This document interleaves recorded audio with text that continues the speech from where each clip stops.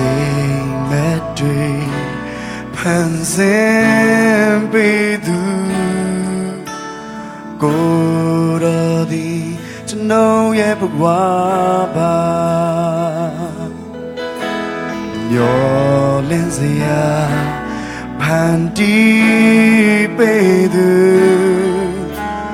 Gorada Goza Yundi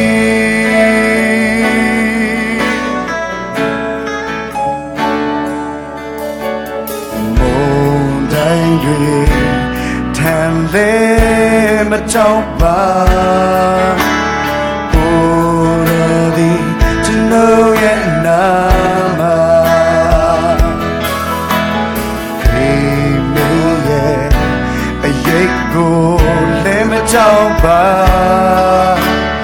Goradi to know ne to she Goradi to know Anama since she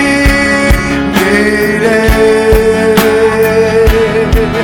Gentlemen, and day, good on me to know me, and then to see it. Good on me to know a train in sin, Tado, a young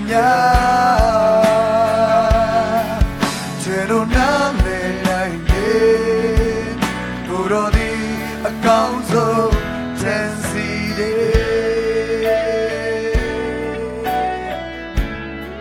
Hallelujah,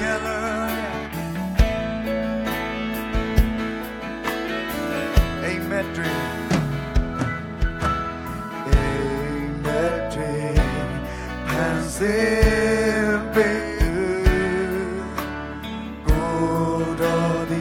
To know yet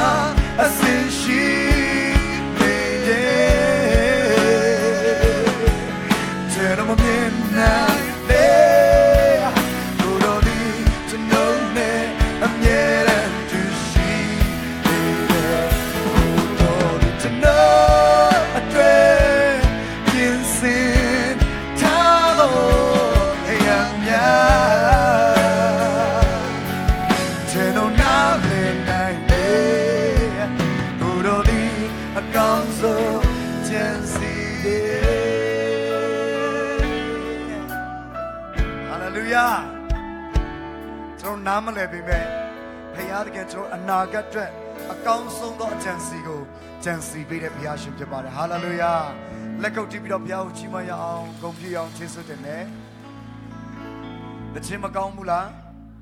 công mà đấy, mà thiên nhau bu nó, hãy nhớ cái sự kiếm bảo tông phiêu đất đấy, rồi mà thiên nhau. Okay. The John Jinsi things are lumala, the car like Sumala. They are no? The car like Suda. မဆိုဘဲနဲ့မနေရအောင်မင်းနောက်လို့ပြောလိုက်တကယ်ဆိုမယ်လို့ပြောလိုက်အနည်းဆုံးပါစက်လေးတော့လုံမယ်လို့ပြောအောင်โอเคစရအောင်သူဆိုရအောင်ဒါဆိုအချောင်းမခိုးစေ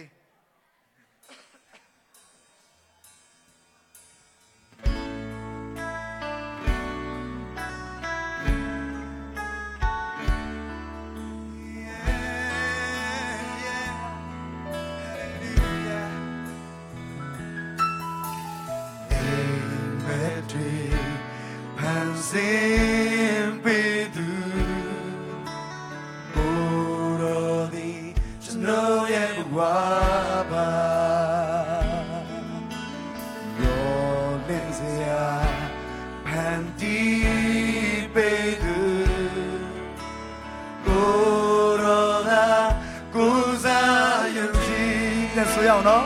ပြန်ဆိုရအောင်အစနဲ့အိမ်မက်တွေဖန်ဆင်းပေးသူဆိုမယ်အိမ်မက်တွေဖန်ဆင်းပေးသူကိုယ်တော်ဒီကျွန်တော်ရဲ့ဘဝပါရောလင်းစရာဖန်တီးပေးသူကိုယ်တော်စင်မနော်မုံတိုင်းတွေချမ်းလည်းမကြောက်ပါမုံတိုင်းတွေ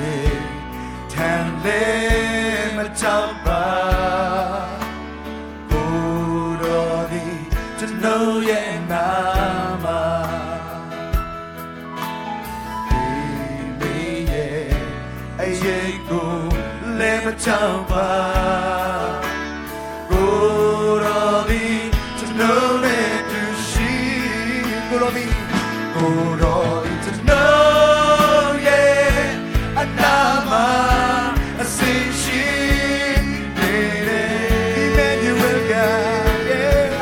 ကျွန်တော်မြင်နိုင်တယ်ကိုရိုဒီကျွန်တော်နဲ့အမြဲတမ်းတူရှိနေတယ်ကိုရိုဒီကျွန်တော်တွေပြင်ဆင်ထားတော့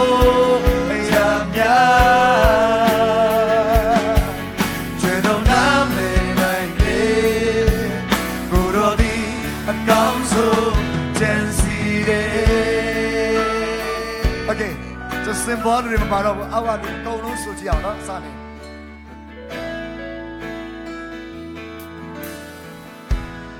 အိမ်မက်တွေဖန်ဆင်းပြီးဆိုမယ်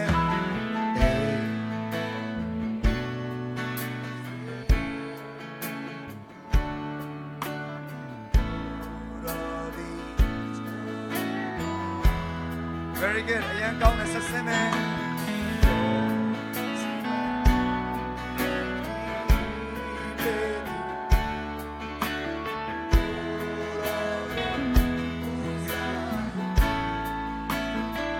Verse 2 တောင်းမနော်မုန်တိုင်းတွေချမ်းလည်းမကြောက်ပါမုန်တိုင်းတွေမကြောက်ပါတော်ဒီကျွန်တော်နာမသီမီရဲ့အရေးကိုလည်းမကြောက်ပါ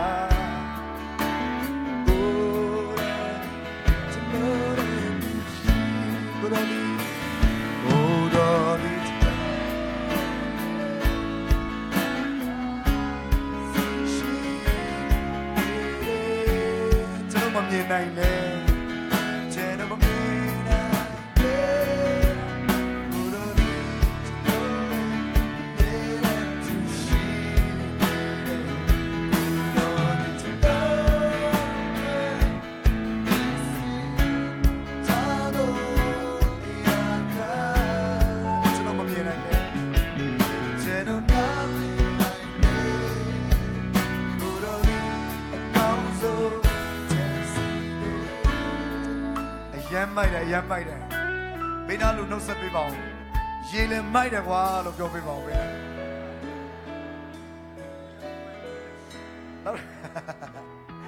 နောက်သူ့တေချာစိုက်ကြည့်ပြီးပြောပါဦးဘာပြောမလဲဆိုအဆိုတော်နဲ့တူထိုင်ခွင့်ရတာဂုဏ်ယူတယ်ဆိုပြီးတော့နှုတ်ဆက်ပေးပါဦးဘေးနား Okay ရောက်ပြီလားရောက်ပြီလားဒါဆိုရင်တယောက်ချင်းစီဆိုခိုင်းမယ်အိုးဒီရဲ့ပြိတ်မရသေးဘူးထိုင်ရင်းနဲ့တစ်ခေါက်ဆိုရအောင်တော့နောက်ဆုံးတစ်ခေါက်ထိုင်ရင်းနဲ့ပဲ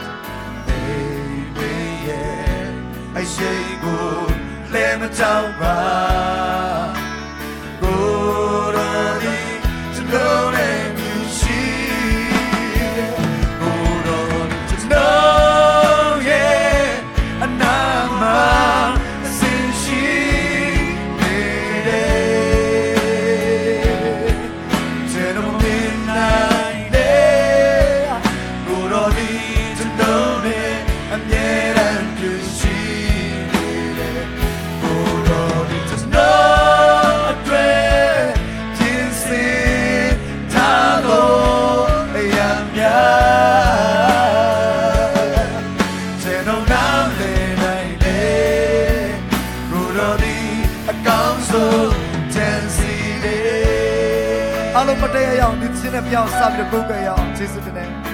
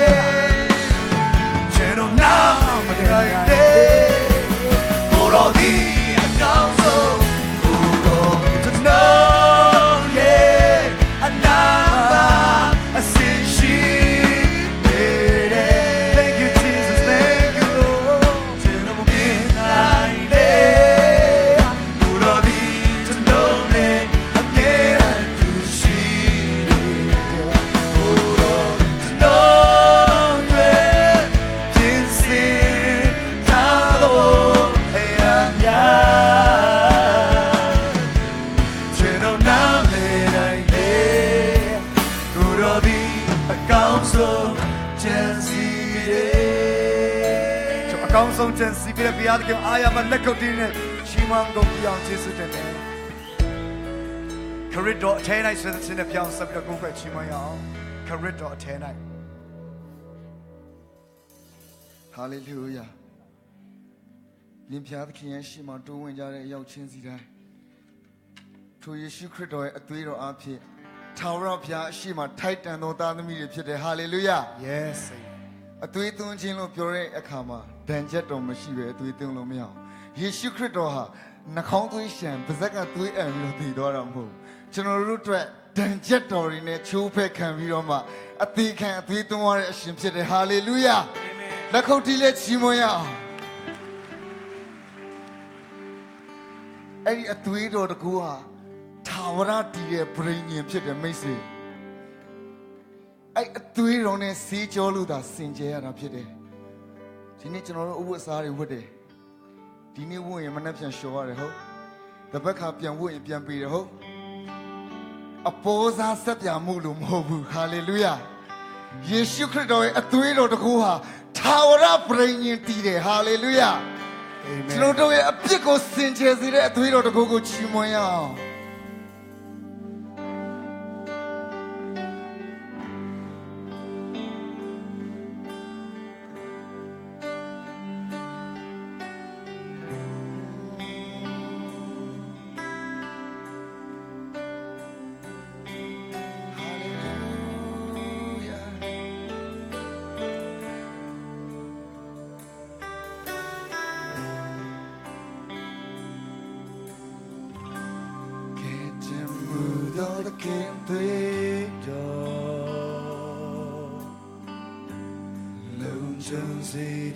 ခ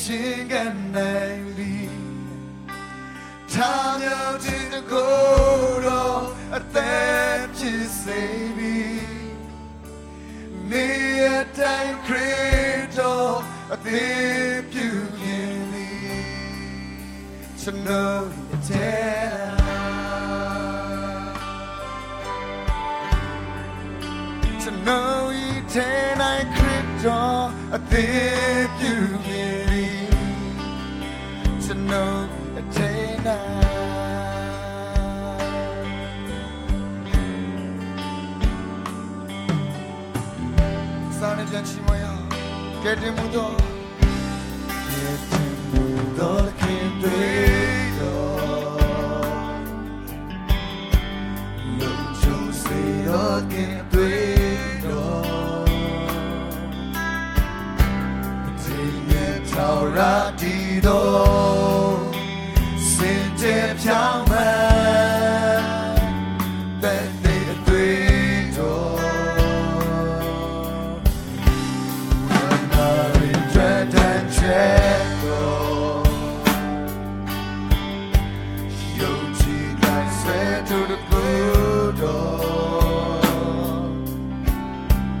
another down see Lord good and true pay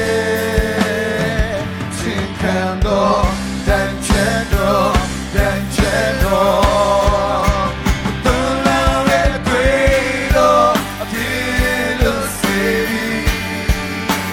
see the machine need a bar teaching and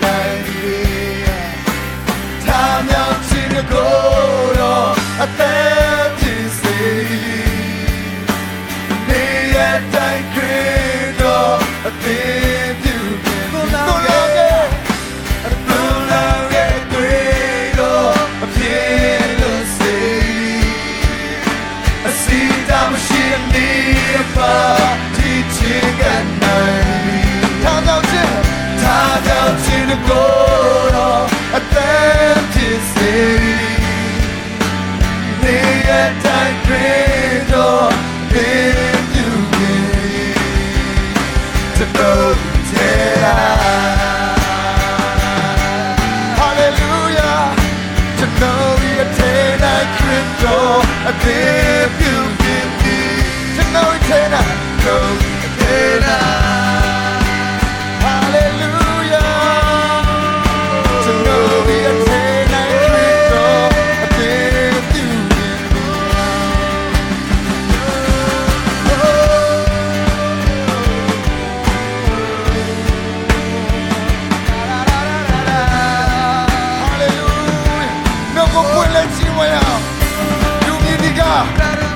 Christo na shile a tipu bin no de wa ti khao no ya ro di pyaung le yue khat tai no ya ro di ti phit ta le hallelujah hallelujah corona a tip phit ya chin twat jesu tin ne hallelujah la la la la no longer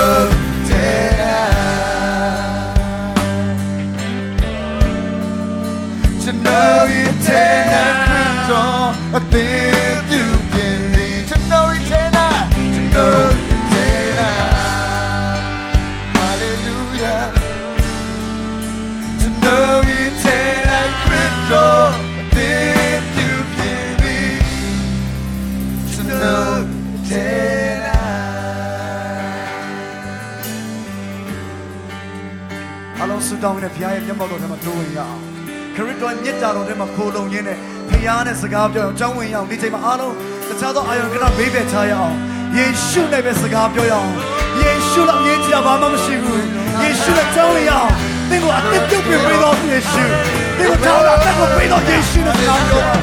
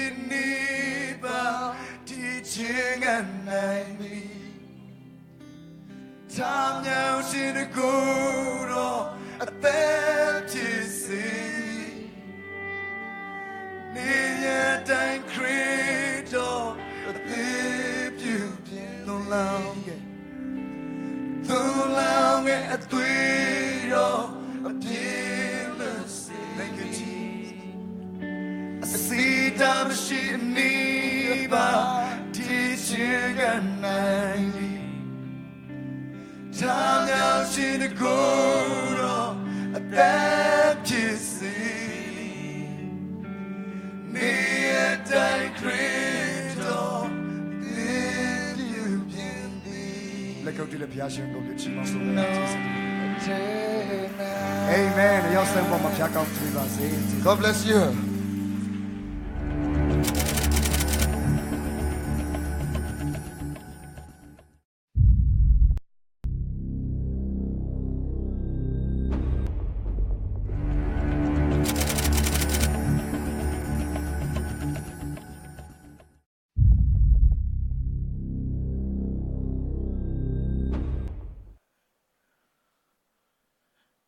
ဒီချိန်မှာ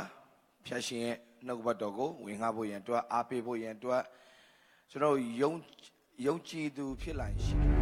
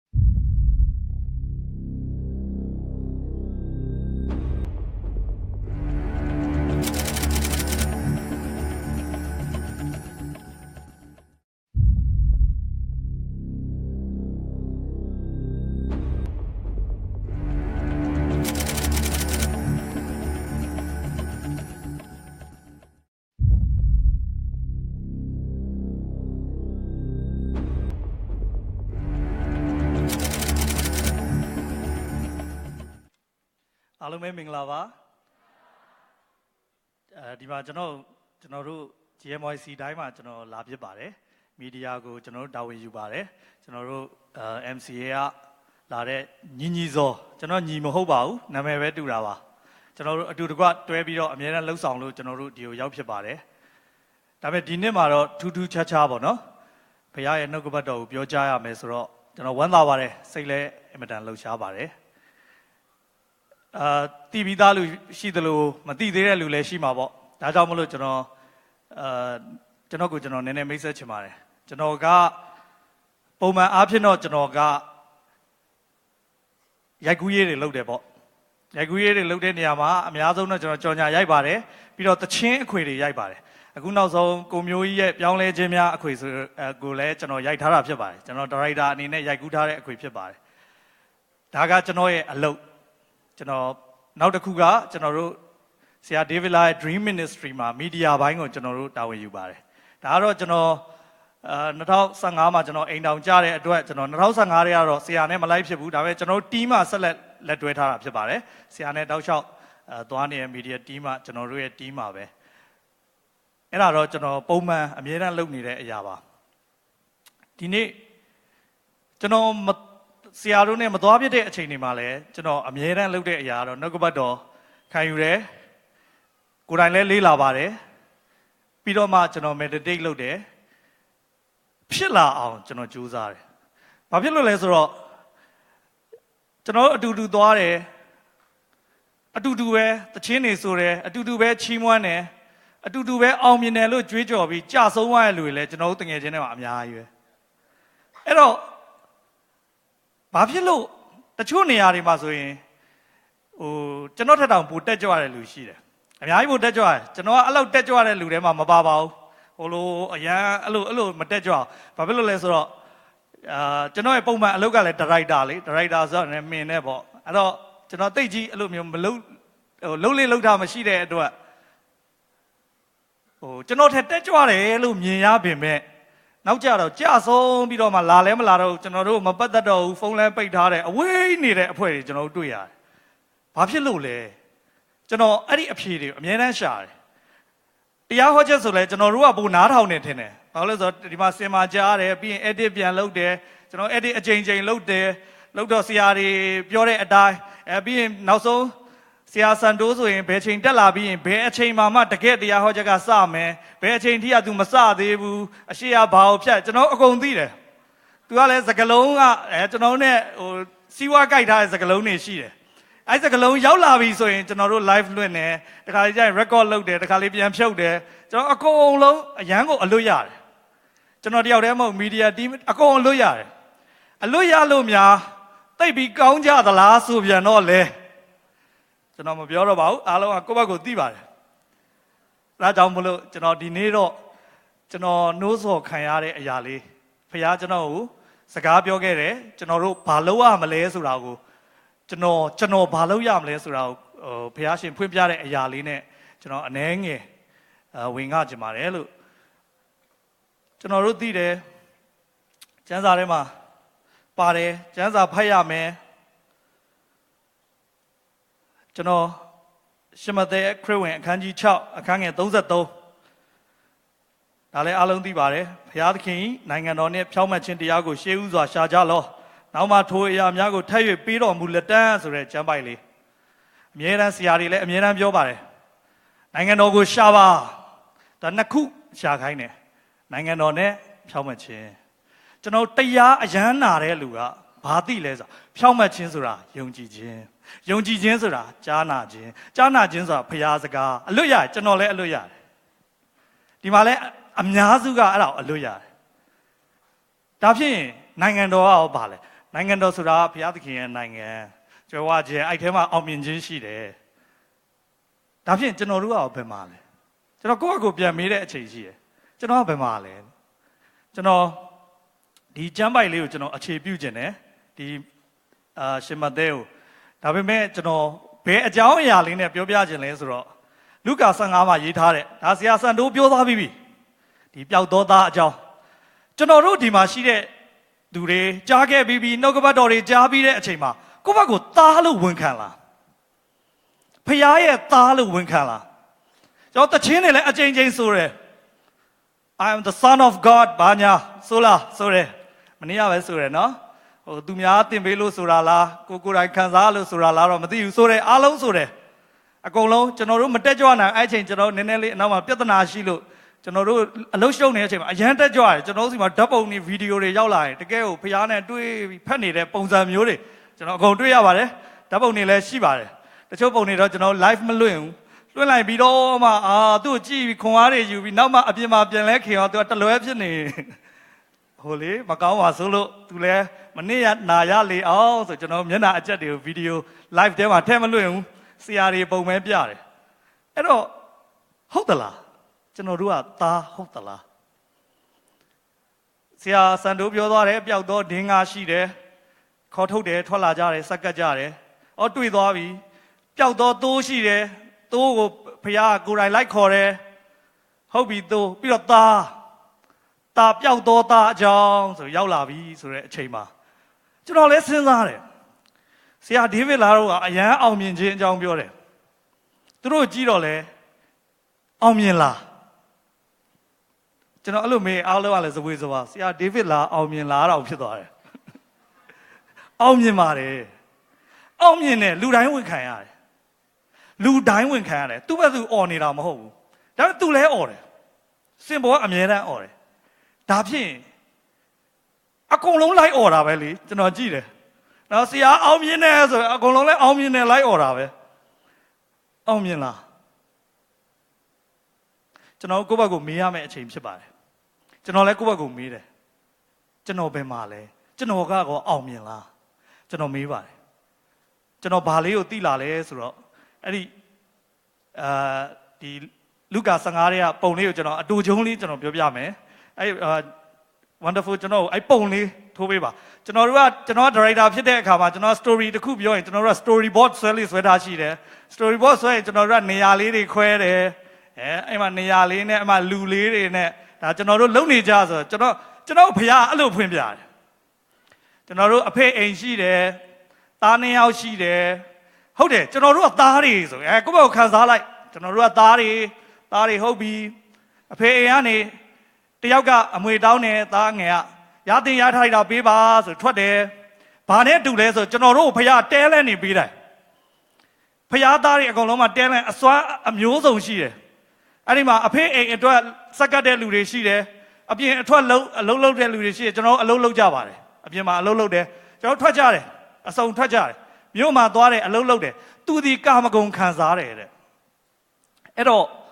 သူကဖျားပေးတဲ့အရာနဲ့သူ့အတွက်သူလုပ်ပြီကျွန်တော်တို့ကိုယ့်ဘက်ကိုသားလို့ခံယူရင်ပေါ့မခံယူလို့သိုးလို့ပဲခံယူရင်သွားခြင်းဟာသွားဒီပုံကဘာမှမဆိုင်ဒါပေမဲ့ကျွန်တော်သိသွားတဲ့အရာဟာဖျားသားဖျားစကားနားထောင်ပြီးဖျားအဖေရဲ့အိမ်မှာရှိတဲ့သူတွေပဲအောင်မြင်ခြင်းရတယ်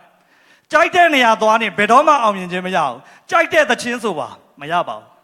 အဲ့ဒါအယမ်းသိကြတယ်အဲ့တော့မြို့သွားတယ်တိတ်ဒုက္ခရောက်တယ်နော်သူကာမဂုဏ်စီးစိမ်ကြွယ်ဝမှုခံစားတဲ့အခါမှာဒုက္ခရောက်ပြီးဝတ်စာစားမတတ်ဖြစ်တယ်တဲ့အဲ့အချိန်မှာနောင်တနဲ့ပြန်လာတော့အဖေကကြိုတယ်တဲ့ကျွန်တော်ပြောတယ်ဘာထူးဆန်းလဲဒီဘဝဆရာလည်းပြောတယ်လူတိုင်းပြောတယ်ဒါဆရာစံတိုးမပြောခင်တည်းကလည်းကျွန်တော်ကြားပြီးသားဒါပေမဲ့ကျွန်တော်တရက်မှာဘုရားကဗာမေးလဲဆိုမင်းကဘယ်နေရာမှာလဲတဲ့အဲ့တော့ကျွန်တော်ဒီနေ့ပြန်မေးရတော့မယ်ကျွန်တော်တို့ကဘယ်နေရာမှာလဲနောက်ဆုံးမင်းကအဖေအိမ်ရောက်ဘူးလို့လားကျွန်တော်တို့အဖေလို့អော်နေတဲ့အဖေအိမ်ကျွန်တော်တို့ပြောနေတဲ့အောင်မြင်ခြင်းတွေရှိတယ်ဆိုတဲ့နိုင်ငံတော်ကိုကျွန်တော်တို့တခါမှမရောက်ဘူးတတ်ဘူးဖြစ်တတ်တယ်ကျွန်တော်တို့ကဒုက္ခရောက်တယ်သားဆိုတာဝန်ခံတယ်ဘာနဲ့တူလဲကိုရီးယားကားနဲ့တူတယ်ကိုရီးယားကားမှာလေတထေးရဟိုစီးရီးတွေရှိတယ်ကျွန်တော်မကြည့်ပါဘူးစီးရီးဒါပေမဲ့ကျွန်တော်သိတယ်ဘာလို့သူတို့ရဲ့ formula နဲ့သွားနေတာဆိုတော့ဘယ်တော့မှမသိဘူးစင်းရဲပြီးတော့အဲ့မှာတထေးရဲ့သားဖြစ်တယ်ဆိုတထေးသားဆိုအဲ့ဒီအကွက်တိကျွန်တော်တို့ယုံကြည်သူတွေကဒုက္ခထဲမှာပဲလဲနေတယ်ပြောတော့ထာဝရဘုရားရဲ့သားဘာလို့လဲအောင်မြင်တော်သူကျွန်တော်အရန်ကြွေးကြော်တာကောင်းတယ်အဖေစီတခါမှမပြန်ဘူးအဖေနဲ့လည်းတခါမှမတွေ့ဘူးကျွန်တော်တို့တကယ်ပြန်ဆင်ခြင်ရမယ့်အချိန်ဖြစ်တယ် ကျွန်တော်အချိန်အများကြီးကျွန်တော်လည်းသွားခဲ့ပါတယ်ကျေးဇူးတော်ကြောင့်ကျွန်တော်အဖိုးကဦးတင်မောင်ထွန်းဖြစ်တဲ့အတွက်ကျွန်တော်ကအဖေအိမ်မှာကြီးလာအရွယ်မရောက်ခင်မှာသူတို့ရဲ့ဩဝါဒတွေနဲ့ကျွန်တော်ကသွားရတယ်သူတို့ခံစားရတဲ့ကောင်းကြီးတွေသူတို့ကြားနေရတဲ့အဖေစကားတွေကိုကျွန်တော်တို့ကကြီးလာတော့အချိန်တန်တော့ကျွန်တော်ဘာလုပ်လဲမြို့ပဲထွက်တာပဲအဖေစကားလေးတွေကြားဘူးနားဝလေးတွေနဲ့ကျွန်တော်မြို့ပဲသွားတာပဲကျွန်တော်အလုပ်လုပ်တယ်ဒီလိုပဲပေါ့ပုံမှန်အတိုင်းပဲလုပ်တယ်အဆင်ပြေတယ်ဘာအတွက်ကျွန်တော်အလုပ်လုပ်လဲကိုဘက်ကိုပဲကိုလိုချင်တာလေးဝယ်မယ်နော်ကိုကြိုက်တာတွေလိုချင်တာတွေရအောင်ပဲကျွန်တော်လုပ်ခဲ့တယ်ဒါပေမဲ့တကယ်သိပြီဒီအရာတွေကကျွန်တော်တို့အတွက်ဘာမှအရေးမကြီးဘူးဖခင်ကကျွန်တော်တို့ဘာအရင်ရှာခိုင်းလဲဆိုတာသိပြီနိုင်ငံတော်နဲ့ဖြောင့်မတ်ခြင်းတရားကိုရှေးဥစွာရှာလို့ပြောတဲ့အချိန်မှာကျွန်တော်ကဖြောင့်မတ်ခြင်းမရှိပါဘူးသခင်ခရစ်တော်ရဲ့အသွေးတော်အားဖြင့်ကျွန်တော်ဟာဖြောင့်မတ်တယ်လို့ပြောပေမဲ့ကျွန်တော်ဟာဖြောင့်မတ်ခြင်းမရှိပါဘူးဒီမှာရှိတဲ့သူအားလုံးလည်းကြားပြီးသားပါတရားကိုနာတော်သူသည်ဖြောင့်မတ်သည်မဟုတ်တရားကိုကျင့်တော်သူသာလျှင်ထာဝရဘုရားရှိ၌ဖြောင့်မတ်တော်မူခြင်းသို့ရောက်တယ်တဲ့သူကအဲ့ကျင့်တဲ့လူပဲဖြောင့်မတ်တယ်လို့တော့မပြောဘူးဖြောင့်မတ်တော်မူခြင်းသို့ရောက်တယ်လို့ပြောတယ်အသွေးတော်အားဖြင့်ပဲဖြောင့်မတ်တာပါဒါပေမဲ့ဖြောင့်မတ်တော်သူတွေအောင်မြင်တဲ့သူတွေရဲ့စကားသံတွေတခြင်းသံတွေဟောကြားမှုတွေကိုကျွန်တော်တို့နာယုံနေနဲ့တော့ကျွန်တော်တို့ကအောင်မြင်တဲ့သူမဖြစ်လာနိုင်အရေးကြီးတာကျွန်တော်တို့အဖေအိမ်ကိုပြန်ဖို့လိုတယ်ကျွန်တော်ပြန်စဉ်းစားဖို့လိုပြီကျွန်တော်တို့ဟာကျွန်တော်သိတယ်ဒီမှာရှိတဲ့လူတွေကတိုးတွေမဟုတ်တော့ဘူးဘာတိုးတွေပဲဆိုရင်ဧဝံဂေလိကြားမယ်ဘာလို့မှလည်းမသိဘူးအဲ့လိုပဲရောင်ချဖြစ်မယ်လေနော်တားတွေဆိုရင်တော့အောင်မြင်ဖို့လိုပြီကျွန်တော်တို့အမွေခံတွေဖြစ်ဖို့လိုပြီတခေတ်စည်းစိမ်ကိုဝင်စားမဲ့အဖေစည်းစိမ်ကိုဝင်စားမဲ့သူတွေဖြစ်ဖို့လိုပြီကျွန်တော်ဒီနေ့ကျွန်တော်ပြောနိုင်တယ်ကျွန်တော်ကအမှုတော်ဆောင်မဟုတ်ပါဘူးကျွန်တော်တရားဟောဆရာမဟုတ်ဘူးသင်းအောင်မဟုတ်ဘူးပါစတာမဟုတ်ဘူးဒါပေမဲ့ဖယားရှင်ဟာကျွန်တော်ကိုအယမ်းချစ်တယ်အဲ့ဒီစည်းစိမ်ကိုကျွန်တော်ပေးတယ်အရေးကြီးတာကျွန်တော်လည်းဘာပဲပြောလဲမင်းလည်းအဖေအိမ်မှာပဲနေတယ်အဖေအိမ်မှာနေအဖေခိုင်းတာလုပ်တယ်အဖေခိုင်းတာလုပ်တယ်အဖေစကားနားထောင်အဲ့ဒါမင်းဖြောက်မှတ်တာပဲဖယားစကားနားထောင်ခြင်းကပဲဖြောက်မှတ်ခြင်းဖြစ်ပါတယ်ကျွန်တော်ဟိုလိုလူကောင်းဖို့ဒီဟာတွေမလုပ်ဖို့ကျွန်တော်လည်းဘာမှသွန်သင်နိုင်တဲ့ဆရာမဟုတ်ပါဘူးအဲ့တော့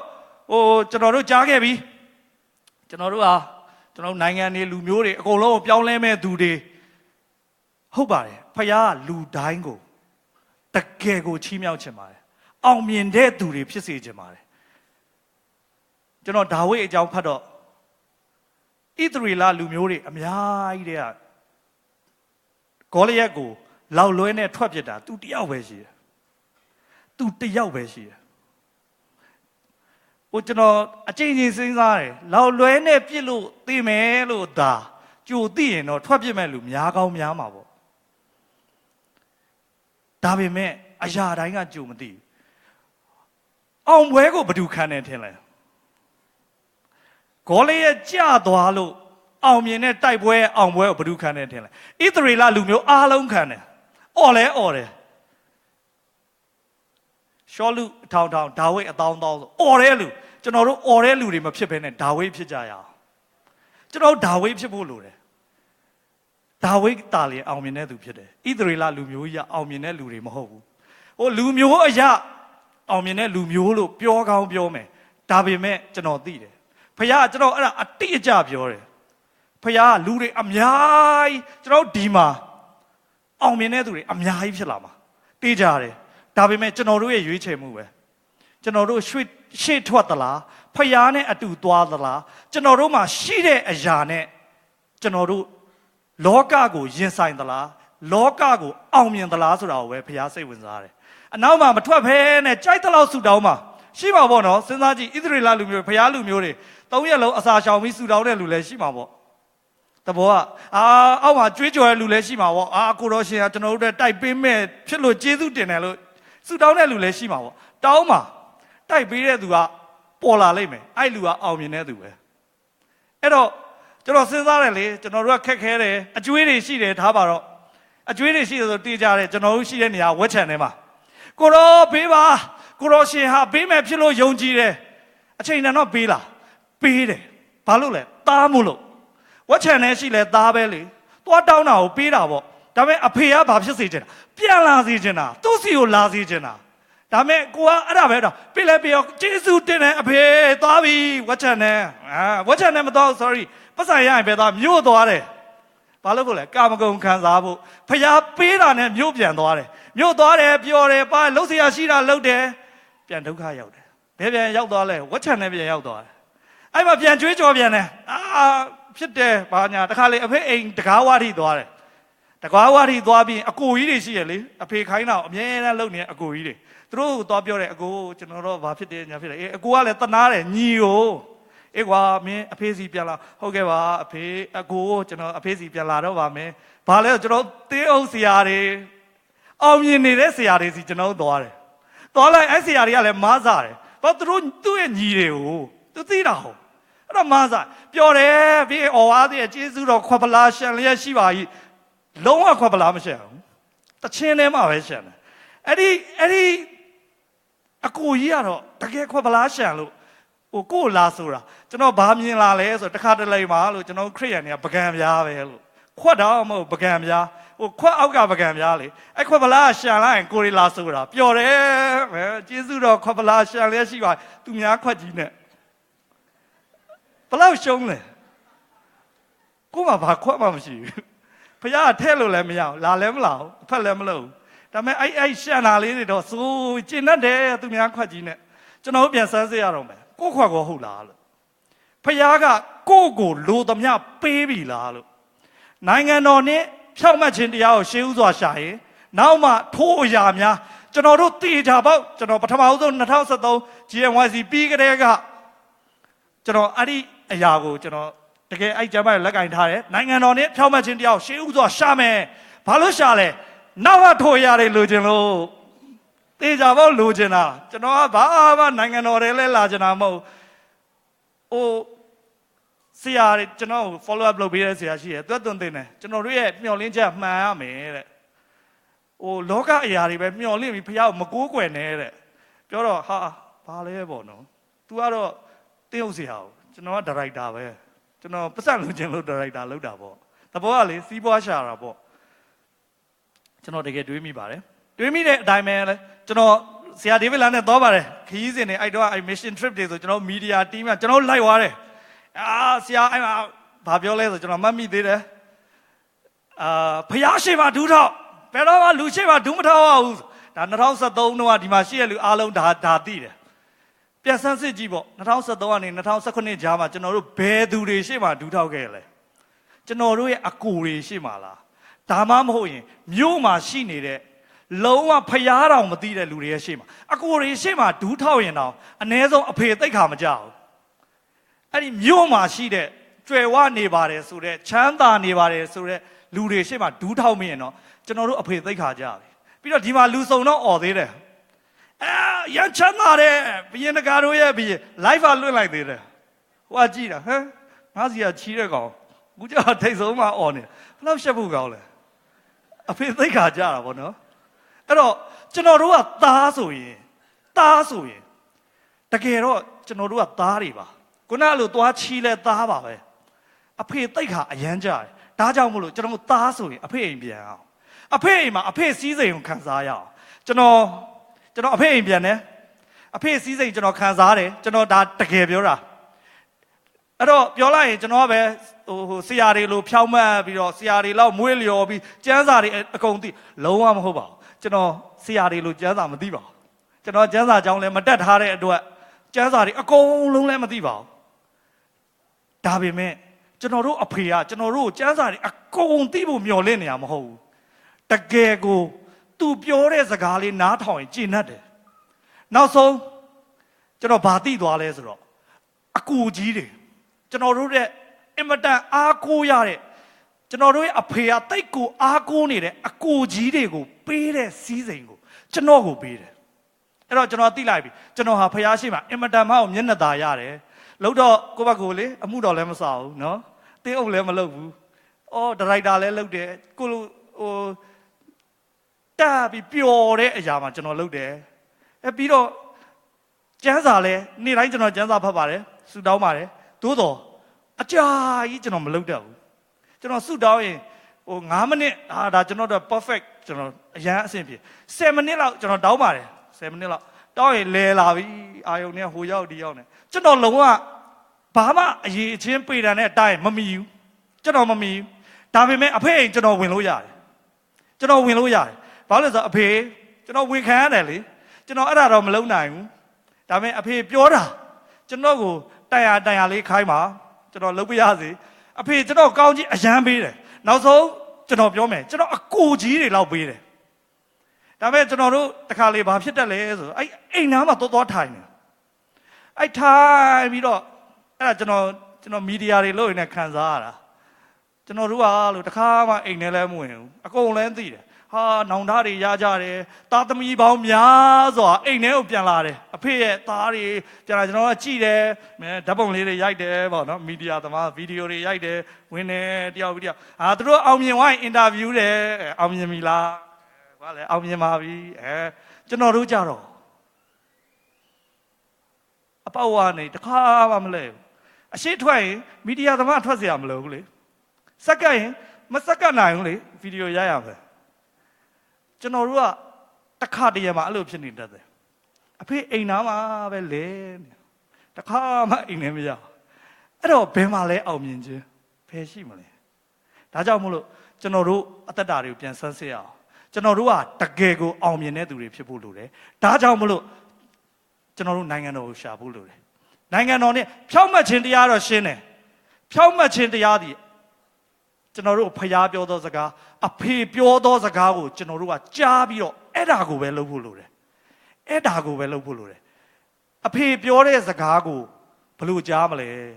အဲ့မှာပြဿနာအဖေကဘယ်လိုပြောမှလဲ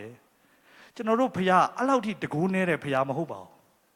ဟိုနာသွားမှဒီနာသွားမှဟိုလိုနီလေးနဲ့မှလုံးဝမဟုတ်ပါဘူးကျွန်တော်လဲလေဆရာကြီးတရားဟောတိုင်းသူ့ဖျားဘယ်လိုစကားပြောလဲလို့ကျွန်တော်ကြည့်တယ်အမြဲတမ်းကျွန်တော်စင်ကျင်ကြည့်တယ်လုံးဝမတူဘူးပြောတယ်နော်ဟိုဆရာမနေ့ကဆရာကင်းမှုဆိုသူ့တချင်းအာသဒန်းဆန်အရင်တန်စင်ရလာတယ်အဲ့ကနေမှသူစာသားရတဲ့။အရန်ထူးဆန်းတယ်။အဲ့တနီးနဲ့ပဲသာဆိုရင်ကျွန်တော်ဘယ်တော့မှဘုရားစကားမပြော။တခါမှမပြော။မတူပါဘူး။ကျွန်တော်တို့ကြားအောင်ပြောတယ်ဘုရား။ဘုရားကတိတ်တကိုးကြီးပါတယ်။ကျွန်တော်ကြားအောင်ပြောတယ်။ကြားကိုကြားတယ်။မကြားတာဘာလို့လဲ။မကြားခြင်းလို့။ကိုယ့်ဘက်ကမေးကြည့်ပါဦး။ကြားခြင်းလားလို့။ဘုရားစကားမကြားခြင်းပါဘူး။ကြားခြင်းကြားပါတယ်။မနေ့ကပေါ့နော်ဟိုညီလေးတက်သိခံသွားတယ်။ तू ကြားခြင်းတယ်။ तू ဘုရားစကားပြောတယ်။အာမင်းခေါ်တဲ့လူအများကြီးပဲမလား။အဲ့လူတွေရောကြားလား။ကျွန်တော်မေးစရာဖြစ်တယ်။ကိုယ့်ဘက်ကိုမေးဖို့ပါ။ကျွန်တော်လည်းဘယ်သူ့မှလိုက်မမေးပါဘူး။ကြားလားဆိုဟိုဆရာစံတိုးလို့မေးသလိုပေါ့။ကြားလားဆိုရင်ကြားတယ်။မကြားဘူးလားဆိုမကြားဘူးပေါ့။အကုန်လုံးကဇဝေဇဝါဖြစ်သွားတယ်။ကျွန်တော်တို့အဲ့လောက်နဲ့ပဲအောင်မြင်တဲ့သူတွေအဖေအိမ်ထဲမှာလောအောင်ပွဲခံတာကိုဘေးကနေလက်ခုပ်တီးတဲ့လူတွေမလုပ်ကြရအောင်ကျွန်တော်ကိုယ်တိုင်ဟိုစင်ပေါ်တက်ဖို့မဟုတ်ပါဘူးကျွန်တော်ဘုရားကျောင်းမှာလည်းတခါမှတရားမဟောဘူးပါဘူးစင်ပေါ်တက်ပြီးကျွန်တော်ဘုရားကျောင်းမှာတက်သေးတာမခံဘူးကျွန်တော်ဘုရားကျောင်းမှာတက်သေးလည်းပေးမခံဘူးကျွန်တော်လူငယ်ကဏ္ဍမှာတော့ကျွန်တော်ပါဝင်တယ်ဝင်ငှတယ်လူငယ်ကဏ္ဍမှာလည်းအမြဲပါဝင်တဲ့သူမဟုတ်ပါဘူးကျွန်တော်ကအသင်းတော်မှာဘာပဲဖြစ်ဖြစ်ပေါ့ကျွန်တော်ဘာပဲလုပ်ရကျွန်တော်လုပ်ပေးပါတယ်ဟို praise and worship ဥဆောင်ဆိုကျွန်တော်ဥဆောင်တယ်ဟိုမဟုတ်ဘူးအခမ်းအနားမှုဆိုကျွန်တော်အခမ်းအနားမှုပေါ့ပွဲတော်ခွက်ဝေဆိုတဲ့နေ့ကျွန်တော်ပွဲတော်ခွက်ဝေတယ်အကုန်လုပ်တယ်ကျွန်တော်ကဘာယာတူးမှမရှိဘူးဘာမှလည်းမရှိဘူးဘယ်သူမှလည်းကျွန်တော်ကိုလက်ကလည်းမပေးဘူးအလူငွေလည်းမပေးဘူးမလိုပါဘူးဖခင်ကကျွန်တော်တို့ရဲ့အဖေကအတူတူပဲအဖေကအတူတူပဲဘယ်သူပေးမပေးကျွန်တော်မှာကျွန်တော်ကြွားမယ်နော်ကျွန်တော်မှရှန်တယ်ဆိုတာကဘာလဲလီနဲ့လားရှန်တယ်ကျေးဇူးတော်ခေါ်ပလားရှန်တယ်ဆိုတော့ရှင်းပါတယ်ကိုလိုတာအကုန်ပြည့်ယုံနေမကောက်သူများကိုပေးနိုင်တဲ့အသက်တာရှိတယ်ကျွန်တော်မှရှိတယ်ကျွန်တော်ပေးနိုင်တယ်ဟုတ်လေတချို့ကရတယ်အကုန်ယူတာပြီးတော့တချင်းကတော့ရှန်တဲ့တချင်းဆိုတယ်မရှန်မအောင် तू ကပြည့်နေပြည့်ပြီးတခါလေကြာရင်မလိုလို့သိုးကုန်တယ် အဲ့ဒါလေရှိတယ်အဲ့တော့ကျွန်တော်တို့တကယ်ပြန်ဆင်ခြင်ရအောင်ကျွန်တော်တို့သာရှံမယ်ဆိုရင်တယောက်မကြံကရှံမယ်ဆိုရင်ကျွန်တော်ဘုရားတရက်ဟောတယ်မိတ္တဟာရဆိုတာတဲ့မရှိတဲ့သူကရှိတဲ့သူကိုပေးပြီးတော့မှပေါင်းတာမှမိတ္တဟာရတဲ့level တန်းနေပေါင်းတာမိတ္တဟာရမဟုတ်ဘူးတဲ့အဲ့တော့ဆရာတွေကြီးပဲအားလုံးအဲ့တော့မရှိတဲ့သူကရှိတဲ့လူဆိုတော့အဲ့တော့ကဲကျွန်တော်တို့စဉ်းစားလိုက်တာမရှိတဲ့သူလုံးမယ်ပေါ့ရှိတဲ့လူတွေပေးကြပေါ့သူကဘာပြောလဲဆိုတော့တရားနှုတ်ကပတ်တော်ရှိတဲ့လူကနှုတ်ကပတ်တော်ပေးဖို့လိုတယ်တဲ့ကျွန်တော်တို့မှာရှိတဲ့အရာကိုကျွန်တော်တို့ကပေးရမယ်ကျွန်တော်တို့မှာနှုတ်ကပတ်တော်မကြားဘူးကြားလေ့ကြားထားမရှိကျွန်တော်တို့ကဖခင်เจ้าသွားခြင်းအပြင်နှုတ်ကပတ်တော်ကိုကြားဆရာတွေအပြင်ဒါဖြင့်ကျွန်တော်တို့မှာဘာရှိလဲကျွန်တော်တပြက်စီးလဲတိုင်းတပြက်စီးလေးလဲလိုက်ပါအဲ့ဒါလေးပြန်ပေးလိုက်ပါတဲ့အဲ့ဒါသာလျှင်စစ်မှန်တဲ့မိစ္ဆာဟာကျွန်တော်အယမ်းပြောတယ်ကျွန်တော်လုပ်လို့ရတဲ့အရာလေးဖခင်ရွေးကောက်တဲ့သူအောင်မြင်တဲ့သူဟာတရားဟောရမယ်ပါစတာဖြစ်ရမယ်ဆိုကျွန်တော်လည်းတိုင်ပတ်ပြီဆရာဒေးဗစ်လာကိုမေးရပြီကျွန်တော်ဘယ်ကျမ်းစာကြောင်းတက်ရမလဲကျွန်တော်စမေးရပြီပေါ့နောက်တော့ကျွန်တော်လည်းလာမေးမှာပေါ့ဟာမင်းလောကအလုပ်လုပ်တုံးလားဒါရိုက်တာလုပ်နေတုံးလားမလုပ်နဲ့တော့လေမင်းကျမ်းစာကြောင်းတက်တော့လေအဲ့နေ့ကကျွန်တော်တိုင်ပတ်တဲ့နေ့ပဲကျွန်တော်ကိုအဲ့လိုပြောမယ်ဆိုရင်ကျွန်တော်အဲ့ဆရာကိုတခါတည်းမေးမယ်ကျွန်တော်တဘောအလုံးကိုဆရာတာဝန်ယူမလားလို့ဘာဖြစ်လို့လဲဆိုတော့ဖျားမှမပြောသေးပဲလေအဲ့ဆရာပဲပြောအဲ့ဆရာတာဝန်ယူပေါ့ဖျားပြောရင်ဖျားတာဝန်ယူတယ်ဖျားမပြောရင်ဖျားတာဝန်မယူဘာလို့တာဝန်မယူတခါတလေကြာရင်ကျွန်တော်တို့ကလေအကိုကိုခိုင်းလိုက်တယ်ဖျားမင်းသွားအကိုပတ်စံမှာပေးတယ်အဲ့ဒါသွားလို့ဆိုကျွန်တော်တို့ကလိုက်ပြီးလှုပ်ချင်တယ်အဖေလည်းမခိုင်းသွားတယ်သွားပြီးအဲ့ဒါလှုပ်တယ်ပတ်စံလည်းမရှိတော့အကိုတွေညီတွေကိုပါတောင်းသေးတယ်ဟေးပေးကြညီတွေစီကတောင်းတာအစိုးဆုံးအကိုစီကတောင်းအကိုကဟေးဘေးအဖေခိုင်းလို့လားလို့ပြန်မေးတယ်လေမကြဘူးညီတွေစီကမင်းတို့ပေးကြအဖေတို့လောက်ရမယ်အားလုံးပေးကျွန်တော်တို့အဖေကပတ်စံမရှိတဲ့လူကြီးကြာတာပြောရင်တော့အချမ်းသာဆုံးကဘာကြီးကိုဖန်ဆင်းထားတာဟုတ်ရဲ့လားဟုတ်ပါတယ်ဒါပေမဲ့မရဘူးဘာလို့မရလဲအဖေမခိုင်းမယ်ရှောက်လို့တာကျွန်တော်ဒီကြံခဲ့တဲ့တကြံတွင်တော့ကျွန်တော်ဘုရားကျောင်းမှာကက်မလုပ်တယ်လူငယ်ကက်လုပ်ရင်ကျွန်တော်တို့နေ့တိုင်းကျွန်တော်တို့ကနေသွားတယ်အေးတဲ့နေရာပေါ့ကျွန်တော်ရန်ကုန်ကပူလို့တကြံတွင်ဆိုရင်နေသွားတယ်အရန်ပျော်တယ်သွားကြတယ်နောက်တော့ကျွန်တော်တကယ်ပဲဖျားရှင်ရဲ့မားစားမှုနဲ့ကျွန်တော်အဖေအိမ်ပြန်တဲ့နေ့ပေါ့အဲ့ဒါ2009မှာပြန်လာတဲ့အခါမှာကျွန်တော်အဲ့ဒါကိုလူငယ်တွေအတွက်အရန်ဝန်တာဖြစ်တော့ကျွန်တော်ဒီကက်လေးအားစိုက်တယ်ကျွန်တော်စူးစမ်းတယ်ကျွန်တော်နေသွားစည်ရင်းတေချာတွက်တယ်ဘတ်ဂျက်ကဘယ်လောက်ကုန်မှာဘယ်လောက်ပြီးအသင်းတော်စီကနေလဲအသင်းတော်ကဘယ်လောက်ထဲပါပေါ့ပြီးတော့တင်နန်းသားတွေလဲပတ်စံဘယ်လောက်ထဲပါစသဖြင့်ပြီးလှုပ်ပြီးဆရာတွေကိုအလူငွေပေးဖို့ဆိုတော်တော်မရှိဘူးချစ်တော်တော်ခက်ခဲလောက်ရတယ်မနစ်ကကျွန်တော်အိမ်အောင်ကြပြီးပြီဆိုတော့ကျွန်တော်2015မှာအိမ်အောင်ကြတယ်အဲ့တော့2016ကမ်ကြကျွန်တော်မလိုက်နိုင်တော့အိမ်မှာနေပြင်းလိုက်တာကျွန်တော်မသွားရအောင်အဲ့တော့ကျွန်တော်ဘာစဉ်းစားလဲဆိုတော့အဲ့ဒီအချိန်မှာကျွန်တော်ကသားလေးရပြီငယ်လေးပဲရှိသေးတယ်ဆိုတော့နောက်နှစ်လဲလိုက်နိုင်ပါမလားပေါ့နော်အဲ့တော့ကျွန်တော်တို့မှာဖျားပေးထားတဲ့အဆောက်အအုံကြီးရှိတယ်ရန်ကုန်မှာအသင်းတော်ကြီးရှိတယ်အဆောက်အအုံကြီးဒီအဆောက်အအုံကြီးမှာဘာဖြစ်လို့ကျွန်တော်တို့ကမလုပ်ဘဲနဲ့နေပဲသွားဖို့ကြိုးစားနေလဲကျွန်တော်ဆုတောင်းမယ်ဆိုကျွန်တော်အဲ့ကလေးကဆုတောင်းတယ်ကျွန်တော်တို့အသင်းတော်မှာတော့ဒီသင်တန်းလေးဖြစ်လာရင်ကောင်းပါပဲပေါ့နော်ကျွန်တော်တကယ်တောင်းတယ်ဒီနှစ် January လလောက်မှာတော့လူငယ်တွေကစစီစဉ်ပြီးသွားဖို့အတွက်ကမ်လုပ်မယ်သွားမယ်ဆိုတော့ဘယ်သွားမလဲအေးတဲ့နေရာတွေပေါ့နော်မေမျိုးတို့တောင်ကြီးတို့ကလောတို့စသဖြင့်စီစဉ်ပြီးဆိုကြပဲကျွန်တော်တို့ပြောတယ်သူတို့ကလိုက်ခဲ့ပေးပါတဲ့အဲ့တော့ကျွန်တော်လိုက်ပေးမယ်ဒါပေမဲ့ကျွန်တော်ဆုတောင်းမယ်ကျွန်တော်ဆုလဲတောင်းထားတယ်ဖျားအလိုတော်ရှိရင်ကျွန်တော်လိုက်မယ်ဒါပေမဲ့လိုက်ရင်တော့ကျွန်တော်မိသားစုပါလာတဲ့အတွက်ကျွန်တော်မိန်းမရောကျွန်တော်ကလေးရောပါမှာဖြစ်တဲ့အတွက်ကန္ဓာဘောင်းများစွာကိုကျွန်တော်လုပ်ပေးနိုင်မှာမဟုတ်ဘူးလို့အကယ်၍ရန်ကုန်မှာလှုပ်ဖြစ်ရင်တော့ကျွန်တော်ကန္ဓာအားလုံးတာဝန်ယူပေးမယ်လို့ကျွန်တော်ပြောတယ်ပြီးတော့ကျွန်တော်ဆုပဲတောင်းတယ်ဆုတောင်းတယ်သူတို့လည်းစီစဉ်တယ်ဖျားဘလောက်ကောင်းမြတ်လဲဆိုတော့တဲလုံးလာတဲ့ကဲမှာအဲ့တနေ့နေမှာလှုပ်ဖို့အစင်မပြေသွားဘူးကျွန်တော်သိပြီဖျားကကျွန်တော်တို့ရဲ့ဆုတောင်းချက်ကိုအဖြေပေးပြီကျွန်တော်အသင်းတော်မှာကျွန်တော် praise and worship မလုပ်ခင်မှာတက်တည်ခံတယ်လို့မခံတယ်လို့ပေါ့ ဖမ်းပြီးအချိန်ယူလိုက်တယ်မိုက်ကကိုယ့်လက်ထဲကိုအဲ့အချိန်ကြတော့ဘုရားရှင်ဖွင့်လမ်းဖွင့်ပေးတဲ့အတွက်ကျွန်တော်သင်တန်းလုံးမှာဖြစ်ပါတယ်ဘာညာပေါ့ပြောတော့အာမင်းခေါ်တယ်လို့အများကြီးပဲဆုတောင်းတဲ့လူကအများကြီးဒီမှာတကြံတွင်သင်တန်းဖြစ်ဖို့ဆုတောင်းတဲ့လူကအများကြီးကျွန်တော်လည်းအဲ့တော့မှသိတယ်ဘုရားရှင်လှုပ်ပြီဆိုရင်ဘယ်သူမှတားလို့မရအဲ့တော့ကျွန်တော်တို့လှုပ်ခဲ့ပါတယ်အကောင်းဆုံးလုပ်နိုင်ပါတယ်သင်တန်းသားတွေစီကသင်တန်းကြီးတပြားမှမယူပါဘူး300လောက်သင်တန်းသားရှိတယ်နေ့တိုင်းကျွန်တော်တို့ breakfast ကျွေးတယ် lunch ကျွေးတယ်ပြီးရင် coffee ချိန်မှာမုတ်ပါကျွေးတယ်ကြွားလာဒီမှာမုတ်မကျွေးလို့မုတ်ပါကျွေးတယ်ပြီးတော့မှ dinner ကျွေးတယ်ပြီးတော့မှကလေးတွေကညစာလို့တဲ့အဲ့မှာ coffee နဲ့နွားနို့နဲ့ကျွန်တော်ခောက်ဆွဲပြုတ်ကျွေးနိုင်တယ်အဲ့ဒါသူများပါဝင်တာအဲ့သင်တန်းအတွက်ဆိုပါဝင်ပြီးကျွန်တော်ကောင်းကျွေးနိုင်တာအသာချက်ပေးမဲ့လူစက္ကပ်မဲ့လူကျွန်တော်လည်းပြောတယ်သင်တန်းသားတွေကိုကျွန်တော်တို့အလုံငွေမကောက်ဘူးလို့တခုလေးပဲလို့အဲ့ချက်ပေးတဲ့လူတွေ thank you လေးတော့ပြောလိုက်လို့သူတို့လည်းအလကားလာချက်ပေးတာလို့တကယ်အလကားလာချက်ပေးတာအဲ့တော့ဖျားရှင်လှုပ်ပြီဆိုတဲ့အချိန်မှာအရာအလုံးပြည့်စုံတယ်အဲ့ဒီမတိုင်ရင်လေးမှာကျွန်တော်ကကလေးမျိုးမှာရှိတဲ့လူငယ်ကမ်တစ်ခုမှာကျွန်တော်သွားပါဝင်သေးတယ်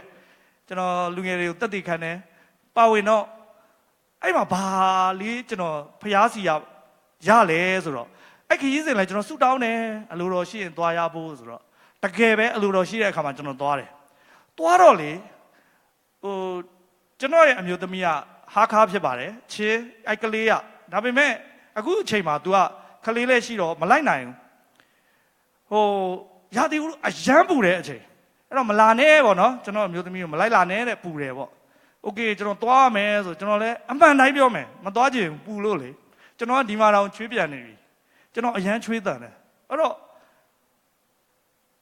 ကျွန်တော်အဲ့ဒီကိုသွားရင်အေးဖို့စုမတောင်းပါလုံးဝမတောင်းဒါပေမဲ့ကျွန်တော်သွားမယ်ဒါကိုတော့အတွက်ဖြစ်တယ်ကိုတော့အလိုရှိပြီဆိုတာသိကြတဲ့အချိန်မှာကျွန်တော်သွားတယ်ကျွန်တော်ပါဝင်တယ်ကျွန်တော်ရောက်တဲ့အချိန်အားစပြီးကလေးမျိုးက22ဒီဂရီပဲရှိတယ်ဖယားရှင်ဘလောက်ကောင်းမြတ်လဲဆိုတာကျွန်တော်မြင်ရတယ်ကျွန်တော်မချီးမွမ်းမဲမနေနိုင်22ကအဲကွန်လောက်အေးတယ်လေအခုလောက်အေးတယ်တစ်မျိုးလုံးအဲကွန်နဲ့ပေါ့ရေလေမိုက်အဲ့တော့ကျွန်တော်ကအကဲမလုပ်တဲ့သူတွေကကျွန်တော်တငယ်ချင်းတွေပဲဒါပေမဲ့သူတို့ကတော့ပါစတာတွေပေါ့အရွယ်ရောက်တော့သူတို့ကကျန်းစာကြောင်းသွားပြီးပါစတာတွေဖြစ်နေတော့သူတို့ကပါစတာတွေပေါ့ဒါပေမဲ့ကျွန်တော်ရွယ်သူတွေအဲ့တော့ဖယားအရန်ကောင်းတယ်လို့ငါလာကြတဲ့ကတစ်မျိုးလုံးအဲကွန်တက်လိုက်တယ်တက်ပြောမဟုတ်ပါဘူးတဲ့ဘယ်မှာလဲမသိမုံတိုင်းကြနေလို့ပါတယ်ကျွန်တော်မပြောဘူးကျွန်တော်အဲ့လိုပြောလို့အဲ့တော့ကျွန်တော်စင်မော်ကျွန်တော်ရောက်တာနဲ့စော်တာပေါ့ကျွန်တော်လည်းမိုက်ရောက်တာနဲ့ကျွန်တော်ပြောတယ်ကိုတော်ရှင်ကအရန်ကောင်းတယ်လို့ကျွန်တော်မခံနိုင်တဲ့အရာကိုဘုရားကအကောင်းဆုံးပြင်ဆင်ပေးတယ်လို့ကျွန်တော်တက်တည်ခံတယ်ကျွန်တော်ပြီးသွားကျွန်တော်ပြန်မဲနေရောက်ကောမနဲ့ကျွန်တော်သွားနေနေအဲ့ရက်တွေတရက်မှနေမပွင့်ဘူးလေသူကမြူအကုန်ဆိုင်နေတာဟုတ်အဲ့ဒါကြောင့်အေးနေတာအဲ့နေမပွင့်လေးပြန်မစင်းဘူးလေအဲ့ဆိုကျွန်တော်ပြန်လို့မရဘူးအဲ့တော့ကိုတော့ဒီနေ့နေမပွင့်ရင်တော့ကျွန်တော်မပြန်ရတော့ဘူးလားပေါ့ကျွန်တော်တွေးမိတယ်9နာရီမှကျွန်တော်သတိရတော့အဲ့လိုတွေးလိုက်တယ်ကျွန်တော်လင်း1နာရီ2နာရီ2နာရီတနေ့ထွက်မယ်ဆိုတဲ့အချိန်မှာ12နာရီမှနေလုံးဝပူသွားပြီပူတာမှအဲကွန်လည်းမအေးတော့ဘူးကျွန်တော်တို့စီးတဲ့ကားအဲကွန်လည်းမအေးတော့ဘူးအဲ့ဒါကျွန်တော်တကယ်ချင်းပြောလိုက်မင်းရလို့ဝင်မခံလို့ငါနဲ့အတူငါအဲကွန်ငါပြန်ယူသွားတော့မယ်လို့ကျွန်တော်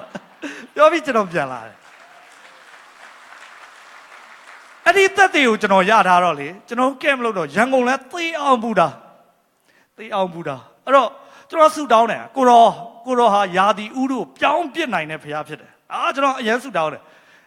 ကျွန်တော်မပြောဘူးသူများကမပြောဘူးလို့စဉ်းစားထားပေမဲ့ကျွန်တော်မနေနိုင်ဘူးကျွန်တော်အဲ့ဒီ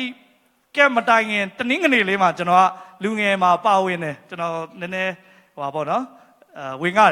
တော့ကျွန်တော်အဲ့ဒါတော့ပြောမိတယ်ကျွန်တော်အဲ့အကြောင်းပြောရင်းနဲ့ကျွန်တော်နှုတ်ကဘာထွက်သွားလဲဆိုဒီကဲမှာလဲဖျားရှင်ကယာတီဥတို့ပြင်မယ်ဆိုတော့ကျွန်တော်သိတယ်လို့ကျွန်တော်ပြောလိုက်တယ်ပြောပြီးကျွန်တော်လည်းကြောက်တာပေါ့သူ့ပို့တောင်းရတော့လားအစာတွေပါရှောင်ရတော့လားရှောင်ပါတယ်ကျွန်တော်အစာရှောင်ပါတယ်ပထမနေ့ပူပါတယ်တော်တော်ပူပါတယ်ပူတော့ကျွန်တော်ဘာလဲပေါ့နော်ဒါပဲမဟုတ်ဘူးကျွန်တော်မကြသေးဘူးလေတစ်ပတ်လောက်ပဲရှိသေးတယ်ဖခင်ကကျွန်တော်သက်သေထူတာကျွန်တော်ဘယ်ကြောက်မလဲစစ်ပေါ်မှာကျွန်တော်ထပ်ပြောလိုက်တယ်အားလုံးတောင်းရအောင်ပေါ့ နောက်နေ့တကယ်အကုန်အေးသွားတာလုံးဝဟာလေတွေကအတကုံတိုက်အေးတော့ဖျားရှင်ဘလောက်ကောင်းမြတ်လဲကျွန်တော်ကချီးမွမ်းတယ်အားလုံးလည်းချီးမွမ်းတယ်ပြောတယ်ဖျားလုတ်ခိုင်းတဲ့အရာဆိုဖျားအကုန်တာဝန်ယူတယ်ထမင်းကအလကားစားနေရပြီလေအားလုံးကအဲ့သက်တည်းစားရနေပြီအဲ့အချိန်မှာရာသီဥတုကြီးအေးသွားတယ်ဆိုတော့အရန်ဖျားကောင်းတယ်အဲ့အချိန်မှာကျွန်တော်ပျော်ပြီးတော့ပေါ့ကျွန်တော်ချီးမွမ်းပြီးကျွန်တော်ဆင်းလာတဲ့အချိန်မှာဆရာတယောက်ကလာပြောတယ်နောက်အသင်းတော်တစ်ပါးပေါ့နော်ကန်းဆက်သွားနေတယ်ပေါ့အခုကအဲ့ကန်းဆက်မှာမုံတိုင်းရှိတဲ့အတွက်သူတို့တော့ဆူတောင်းကျွန်တော်ချီးမွမ်းမဲ့လုံတုံးရှိသေးတယ်ဟိုမှာအဲ့တော့ကျွန်တော်ပဲအပြစ်ရှိသလိုလိုကျွန်တော်ပြဆူတော့ကိုတော့အဲ့မှာဖျားပါပြောလဲဆိုကျွန်တော်အရန်ခွန်ရတယ်မင်းကငါ့ကိုအဲ့လောက်တကူးနေတဲ့ထင်လားတဲ့ကျွန်တော်ဖျားတကူးလုံးဝမနေပါကျွန်တော်မင်းဆူတောင်းတယ်မင်းကိုငါလုပ်ပေးတယ်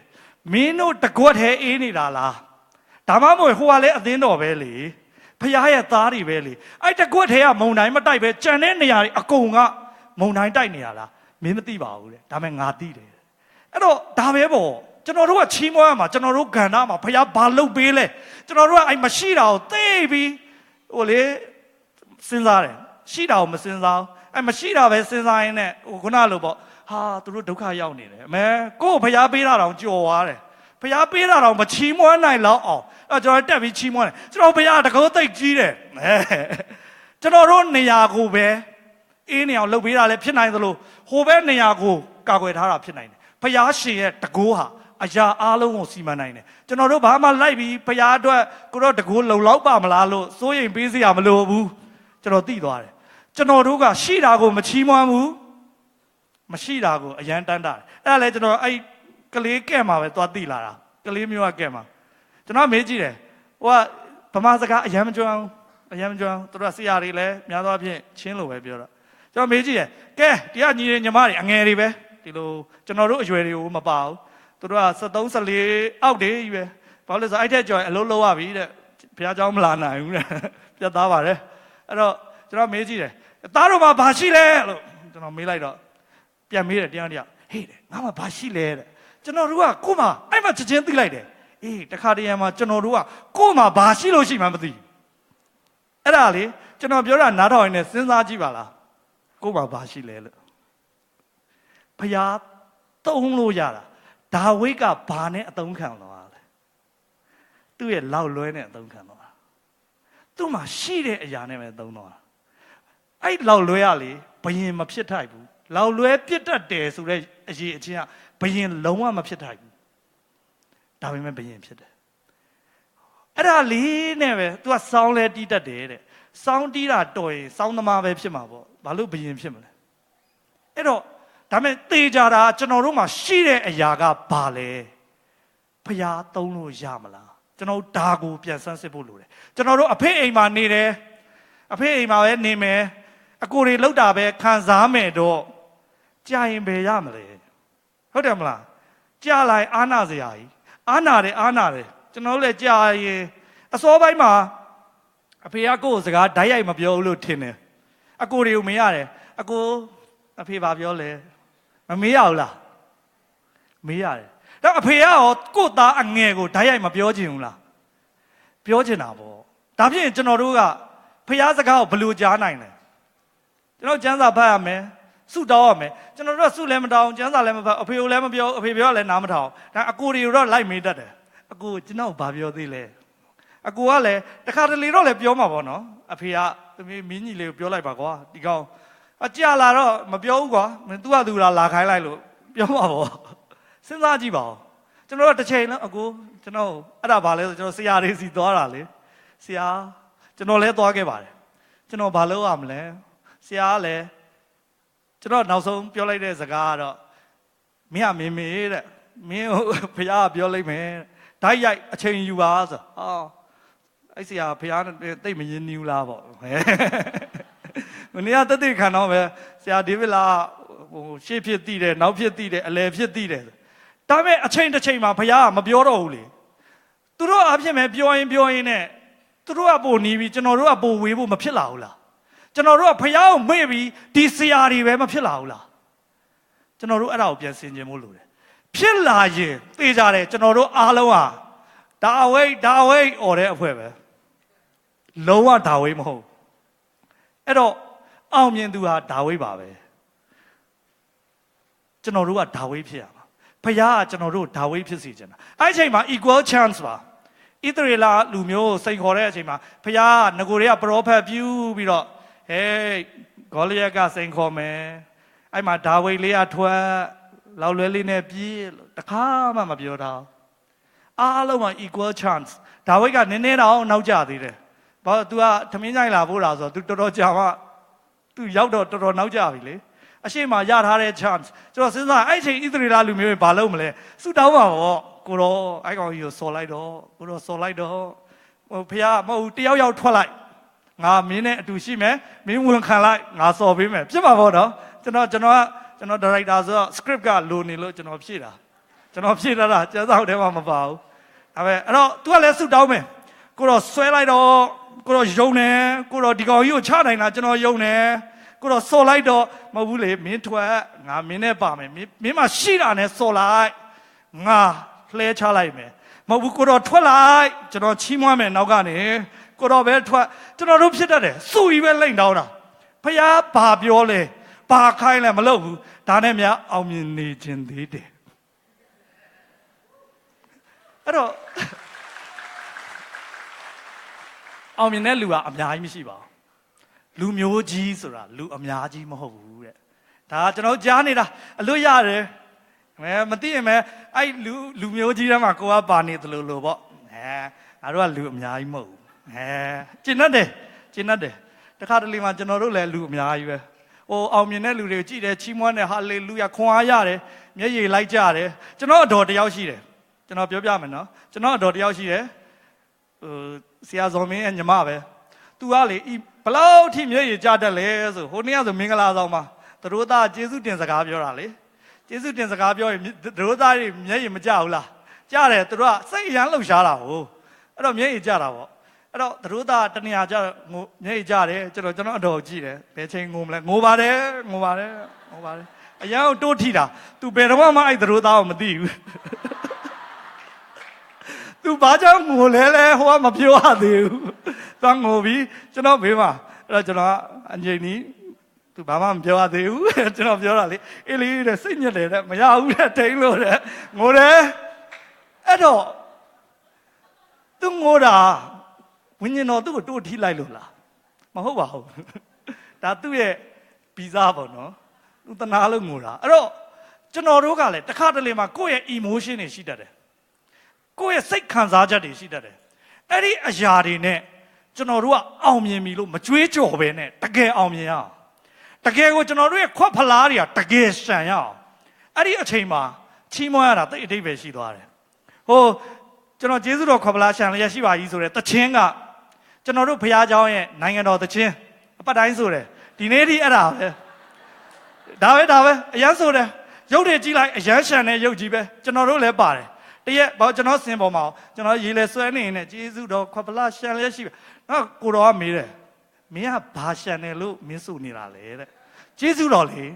အဲ့လေငါမင်းကိုဘာပြုတ်တဲ့ကျေးဇူးတော်လေကိုတော်ရဲ့ကိုတော်ပြုတ်တဲ့ကျေးဇူးကများလွန်းလို့မဟုတ်အတိအကျတစ်ခုပြောဆိုချင်မှာတန့်သွားတယ်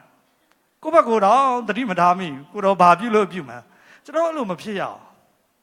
အဲ့နေရာစားပြီးကျွန်တော် Sunday အဲ့တချင်းဆိုတော့မယ်မတိုင်ရင်ပေါ့နော်အိမ်မာတွေကကိုတော်ပြုတ်တဲ့ကျေးဇူးတော်တွေကျွန်တော်ပြန်ရေတွက်တယ်အဲ့ဒီအရာလေကျွန်တော်မိမအားဖြင့်သွန်သင်ခံရတာသူတရက်သူဆူတောင်းတယ်သူဆူတောင်းတာကျွန်တော်ခုနကပြောသလိုကျွန်တော်က10မိနစ်တည်းမပူတယ်ဆူတောင်းချက်ကျွန်တော်မှာဒါပဲအဲ့ထက်မတောင်းတတ်ဘူးသူတောင်းအကြာကြီးပဲဒါပေမဲ့သူချင်းလို့တောင်းတော့ကျွန်တော်လည်းနားမလဲအဲ့တော့သူအရန်တောင်းနိုင်တယ်အဲ့ဒါသူတို့ရဲ့ gift သူတို့က original တောင်းတတ်တာနော်ဒီလိုတောင်းတတ်တော့အဲ့တော့ကျွန်တော်နဲ့သူနဲ့စူပို့တောင်းတဲ့သူသာဖះနဲ့ပို့နီးသေးဆိုကျွန်တော်မနီးဘူးဒါမတတ်နိုင်ဘူးလေကျွန်တော်ဖះဝင်ခံတယ်ကိုတော့ကျွန်တော်စုအကြာကြီးမတောင်းတတ်ပါဘူးအေးပါမင်းအားနေခြင်းအားလုံးငါအားဖြင့်ပြည့်စုံတယ်ကျွန်တော်အဲ့ဒါဟုတ်တယ်ကိုတော့ကျေးဇူးတင်တယ်အဲ့လို့ဒါကျေးဇူးမတင်ရင်တော့ကျွန်တော်ဒီစင်ပေါ်မှာဘာမှလာပြောစရာမရှိဘူးဆရာတို့အောင်မြင်တယ်လို့អော်နေတဲ့အချိန်မှာကျွန်တော်အောင်မြင်တယ်လို့អော်လို့မရအောင်ဒါပေမဲ့ရတယ်ဘာလို့သခင်ခရစ်တော်ရဲ့ကျေးဇူးတော်ဟုတ်တယ်သူ့ရဲ့သွေးတော်အားဖြင့်ပဲကျွန်တော်ကလည်းလာပြောနိုင်တာသို့တော် ကျွန်တော်အဖေအိမ်မှာတော့နေဖို့လိုတယ်အဲ့ဒါကျွန်တော်တကယ်ပြောခိုင်းတဲ့စကားပါကျွန်တော်မနေ့ကညီငယ်လေး2ယောက်တက်တေခံတယ်သူတို့အဖေအိမ်မှာနေတာလေသူတို့အသက်တောင်မြင်မသိတာဟုတ်လားသူတို့တချင်းဆိုတာလေးပဲလားသူစာသားလေးကောင်းယုံပဲလားမဟုတ်ပါဘူးသူစာသားအင်္ဂလိပ်လိုကျွန်တော်လည်းအဲ့တချင်းတစ်ခါမှမကြားဘူးတော့သူဆိုတာကြည့်ရမလားစာသားကြည့်ရမလားဘယ်ဟာကြည့်ရမှန်းမသိဘူးအရေးမကြီးဘူးသူတို့မျက်နှာကိုကြည့်တာနဲ့သိတာတယ်သူတို့ရဲ့ live တရားတက်တေခံတယ်အရန်သိတာတယ်အဲ့ဒီဗီယက်နမ်မှာတယောက်ဆိုရင်ကျွန်တော်သူနဲ့စကားပြောဘူးတယ်ကျွန်တော်တကယ်တော့သူ့မသိဘူးတခါမှလည်းမတွေ့ဘူးလေချက်ချင်းတော့စိတ်ထဲမှာဖြစ်တယ်ဟဲ့ဗီယက်နမ်မှာတကဘာလုံးဆိုင်ရာမြန်မာလူငယ် conference ဘာလာလို့လည်းမသိဘူးပေါ့နော်ကျွန်တော်တွေးမိပါတယ်ဒါပေမဲ့သူ့အားဖြင့်ကျွန်တော်သွားရင်းနဲ့သူ့အကြောင်းကျွန်တော်မသိဘူးသူ့ရဲ့ပြောပုံဆိုပုံသူ့ရဲ့အရာလေးတွေကလင်းတယ်ကျွန်တော်တို့ကအဖေသားတွေလို့ပြောရင်ကျွန်တော်တို့ရဲ့လောက်ရတိုင်းကလင်းနေဖို့လိုတယ်ကျွန်တော်တို့ဘယ်သွားမလဲကျွန်တော်တို့ကဒီမှာလဲခုံတာပဲခဏနေစတေရှိုးလဲခုံတာပဲဆိုဘာထူးလဲစတေရှိုးလဲခုံလို့ရကျွန်တော်ခုံခဲ့ဘူးပါတယ်ကျွန်တော်က music director အဖြစ်ပျော်ရွှင်စွာလုပ်ခဲ့တဲ့လူတစ်ယောက်ဖြစ်တဲ့အတွက်အရန်ကြိုက်တယ်ကျွန်တော် music director လုပ်ရတာ music video director ပေါ့နော်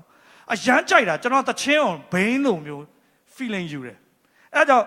ဆရာပြောရဲ့အသေးကွဲသချင်းတွေမစိုးနဲ့နားမထောင်နဲ့လို့ဆရာပြောရဲ့လေကျွန်တော်အရင်တော့သူများတွေလည်းပြောတယ်ကျွန်တော်ဘုရားကျောင်းဆရာတွေလည်းပြောတယ်လောကအချစ်သချင်းတွေနားမထောင်နဲ့ကျွန်တော်အဲ့လိုပဲတွေးတယ်ကျွန်တော်ကအရန် feel ယူတတ်တယ်ယူရပြီလေပြီးရင်ကျွန်တော်အဲ့ထဲမှာမင်းသားမင်းသမီးပြီးရင်ကြိုက်မယ်ပြီးရင်ကွဲသွားမယ်တည်သွားမယ်အကုန်ကျွန်တော်ရှောက်ရေးတာကိုကျွန်တော်အိုင်မှုကိုရပြီဆိုရင်ကျွန်တော်လုပ်ပြီးကာလာဘလူးအဲ့မှာဘယ်အချိန်မှာဘလူးလေးကြည့်လားကျွန်တော်ခံစားနေမျောနေဒါကျွန်တော်တို့ရဲ့အလုပ်လေအဲ့တော့အဲ့လိုလုပ်ပြီးမှဖြစ်လာတယ် music video လူတွေကကြည့်တယ်ကြိုက်တယ်မျက်ရည်တစ်ပိုက်ကြကြပေါ့ကျွန်တော်တို့သေပြီးဟိုကျွန်တော်အတော်ဆိုငိုပေါ့ဟုတ်တယ်သူတို့လိုပြိဿဆိုကျွန်တော်တို့လွယ်တယ်လေတချို့လူကတိတ်မာတယ်မငိုဘူးအဲ့ဒါမျိုးကြတော့တိုက်တဲနှစ်လောက်မှထိတာဟုတ်တယ်မလားတိုက်တဲနှစ်ဆိုအကုန်ငိုတယ်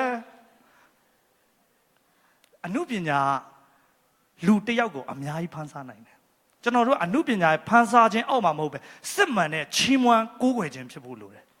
ကိုးကွယ်ခြင်းကစင်ပေါ်မှာပဲဒီနေရာမှာပဲလာမယ်ဒါပဲမျက်မှောက်တော်လုံးလို့မရပါဘူးကျွန်တော်ပြောမယ်ကျွန်တော်ရိုက်ခွေးရလဲဖျားမျက်မှောက်တော်မှာပဲကျွန်တော်ဖျားမပိုင်ကျွန်တော်ရှူတင်မရိုက်နိုင်ကျွန်တော်ကြော်ညာတိုင်းကိုကျွန်တော်ဖျားနဲ့ပဲရိုက်တယ်အဲ့အလုပ်ရှင်ကဖျားလို့ပဲသဘောထားတယ်ကျွန်တော်စည်ရင်ရေးတိုင်းမှာကိုတော့မျက်နှာကိုမြင်ပြီးရေးတာကျွန်တော်ကိုတော့မျက်နှာမမြင်ဘူးပါဘူးပြောပြတာဒါမဲ့ရေးတော့မယ်ပူရေးလို့ရတယ်လေနော်ရေးတော့မယ်ဆိုတိုင်းမှာမင်းအလုပ်ရှင်လည်းပြောတယ်မင်းကငါစီကပတ်စံပူတောင်းပါလားမင်းမလုပ်တဲ့အခါကိုမင်းကလိုချင်တာလားကျွန်တော်အမြဲမေးခံရပါတယ်ဒါကြောင့်မို့လို့ကျွန်တော်တို့ကလုတ်တဲ့ခန္ဓာတိုင်းမှာသစ္စာရှိဖို့လိုတယ်အရေးအကြီးဆုံးကတော့အဖေအိမ်မှာနေအဖေစီကံလိုက်နာဖို့ပါပဲကျွန်တော်တို့ဘာလုပ်ရမလဲဘယ်သွားရမလဲဘာပြောရမလဲဆိုတဲ့အရာကိုကျွန်တော်တို့တကယ်စက္ကပ်ခြင်းနဲ့ပေါ့နော်ဝန်ခံခြင်းနဲ့ကျွန်တော်လှုပ်ဆောင်ဖို့ဖြစ်ပါတယ်နှုတ်မရင်တော့အောင်မြင်ပြီဆိုကျွန်တော်တို့ကကြွေးကြော်ပြီးကျွန်တော်တို့ကတရားနာယုံတတ်ပဲဒါနာသွားတာကျွန်တော်တို့ကြည့်ရအောင်ကြည့်ဖို့အတွက်ကဖျားစကားတော့ကြားဖို့လိုတယ်လေကြားသွားတဲ့လူတွေအများကြီးရှိမှာပါဒီမှာမကြားလဲမေးလို့ရပါတယ်ဒီနေ့မကြားသေးလဲမေးလို့ရပါတယ်ကို့အတွက်ကိုတော့ဘာလုပ်ရမလဲဆိုတဲ့အရာဒီသင်တန်းပြီးသွားရင်နောက်တော့ကိစ္စပေါင်းများစွာကြုံတွေ့ရအောင်မယ်အခက်ခဲတွေတွေ့ရအောင်မယ်အဲ့ဒီအချိန်တိုင်းမှာကျွန်တော်တို့မေးဖို့လိုတယ်ဘာလုပ်ရမလဲဘာပြောရမလဲကျွန်တော်ကိုမျိုးကြီးတို့ဖိတ်ခေါ်ချင်ပါတယ်ကျွန်တော်တို့ဒီသချင်းလေးနဲ့အတူကျွန်တော်ဝန်ခံရအောင်စက္ကပ်ရအောင်တကယ်ကိုကျွန်တော်တို့လုပ်ရမယ့်အရာကိုတော်ရှင်ဟာကျွန်တော်တို့ကိုစကားပြောခြင်းပါတယ်ဘာလုပ်လို့ပြောပြခြင်းပါတယ်ဘယ်သွားလို့ပြောပြခြင်းပါတယ်ဘယ်မှာရှိနေပါလို့ပြောပြခြင်းပါတယ်ကျွန်တော်နားဆွင့်မှုအရန်အရေးကြီးတယ်ကျွန်တော်တို့ဟာတရားပွဲတွေမှာတရားနာတဲ့လူတွေတတ်မဟုတ်ပဲနဲ့တကယ်ပဲဖျားပြောတာတွေကိုလုပ်တဲ့လူတွေဖြစ်ပြီးတော့တကယ်ကိုအောင်မြင်ခြင်းကိုရယူအောင်ကျွန်တော်ဒီသချင်းလေးနဲ့အတူကျွန်တော်နှလုံးသားနဲ့စက္ကပ်ရအောင်ကျွန်တော်အမြဲတမ်းစက္ကပ်ပါတယ်ဒီချင်းကအရင်ဆိုရင်တော့ဆရာလဲဆိုလေးဆိုတာရှိပါတယ်ဒါပေမဲ့အခုတစ်ခေါက်တော့မဆိုသေးဘူးဆရာကိုလည်းဖိတ်ခေါ်ပါတယ်ဆရာဥဆောင်ပြီးတော့စက္ကပ်ပေးဖို့ဆရာကိုဖိတ်ခေါ်ပါတယ်ကျွန်တော်အတူတကွမတ်တရက်ပြီးတော့ဒီသချင်းလေးနဲ့ တကယ်ကိုဝန်ခံခြင်းနဲ့တည်ဆိုရအောင်တော့နှုတ်သက်အားဖြင့်တန်စင်အားဖြင့်ပဲမဟုတ်ဘဲနဲ့တကယ်ကိုဝန်ခံရင်ကိုတော်ကကျွန်တော်တို့ကိုစကားပြောပါပါကျွန်တော်တို့ဘာလုပ်ရမလဲဆိုတာနေ့စဉ်ပြောနေပါတယ်ကျွန်တော်တို့ကမကြားချင်တာပါကျွန်တော်ကြားချင်ရအောင်ကျွန်တော်နှလုံးသားတွေကိုပြင်ဆင်ရအောင်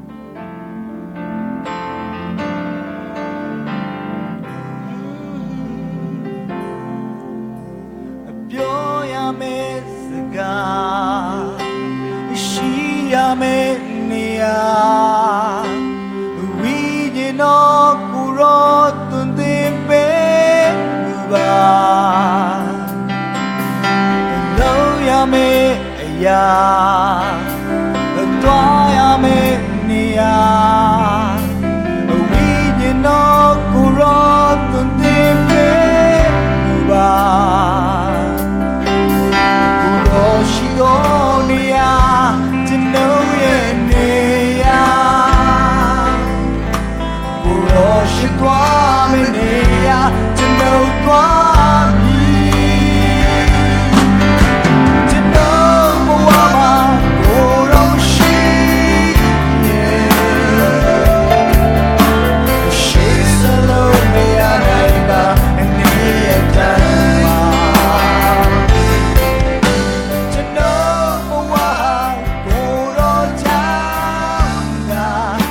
ရှင်လူပါထာဝရကိုဝဲရင်နဲ့ချဲလို့တရှင်ပြီ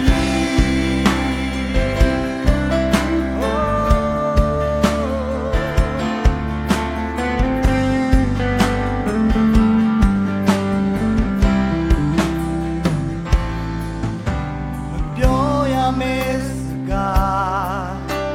ရှိရမယ့်နေရာno curo tu dimbe ba lo ya me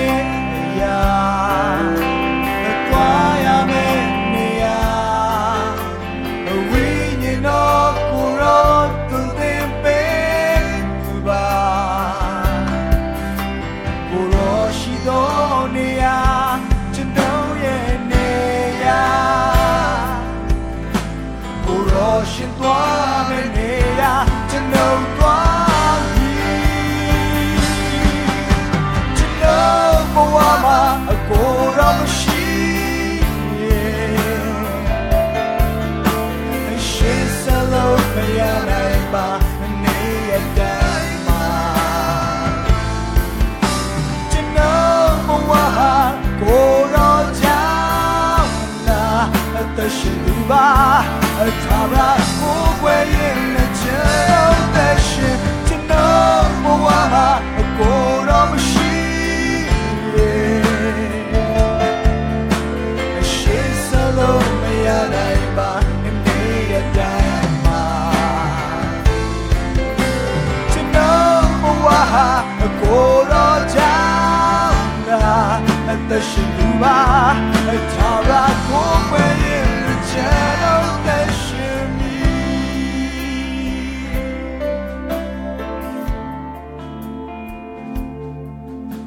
ဒီကိုမောင်မတော်ဒီနေ့ဒရိုက်တာဆိုကိုတတ်သိခံသွားတဲ့အတိုင်းပဲဣ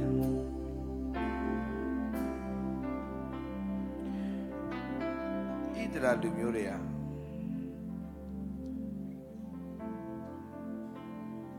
ဂေါလိယလာချင်းချောက်တဲ့အခါမှာတော့အရန်ကြောက်တယ်မျောလင့်ချင်းမဲ့တယ်လို့ဖြစ်တယ်စိတ်တက်ကြတယ်စိတ်ပြတ်တယ်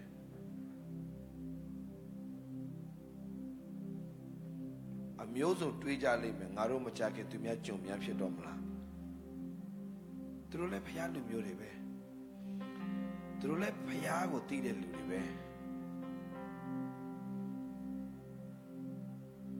သူတို့လည်းဖျားကိုကိုးကွယ်တဲ့လူတွေပဲသူတို့လည်းဖျားကိုစက္ကန့်နေတဲ့လူတွေပဲဒါပေမဲ့တကယ်တည်ရေးရှင်ရေးကြုံလာတဲ့အခါမှာသူတို့ကြောက်တယ်သူတို့စိုးရိမ်တယ်သူတို့တုန်လှုပ်တယ်သူတို့မျောလင့်ခြင်းနဲ့မဲကုန်တယ်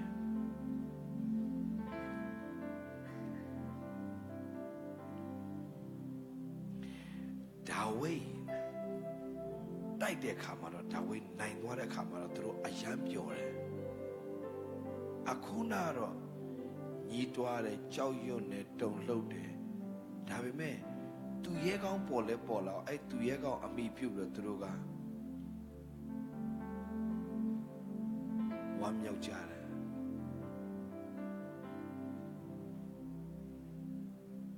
ဒီနေ့ကျွန်တော်ကြားပြီးပြီကျွန်တော်ဖခင်သူများအောင်မြင်တာကိုလက်ခုပ်တီးတော်သူပဲဖြစ်စေချင်ဘူးကျွန်တော်ကိုယ်တိုင်အောင်မြင်တော်သူဖြစ်စေချင်တာဖြစ်တယ်သူများအောင်မြင်သွားတာကြည့်ပြီးတော့အားကျနေတဲ့အသက်တာပဲဖခင်မဖြစ်စေချင်ဘူးသူများအောင်မြင်သွားတော့ကြည့်ပြီးတော့ကြွေးကြော်နေတဲ့အသက်တာပဲဒါရှောလူထောင်ထောင်ဒါဝိတောင်းတောင်းဖြစ်နေဖို့မဟုတ်ဘူးကျွန်တော်ကိုယ်တိုင်ကအောင်မြင်နေဖို့ကျွန်တော်ကိုယ်တိုင်ကဂေါလိယက်ကိုအောင်မြင်တော်သူတွေဖြစ်ဖို့ဖခင်ကအလိုတော်ရှိတယ်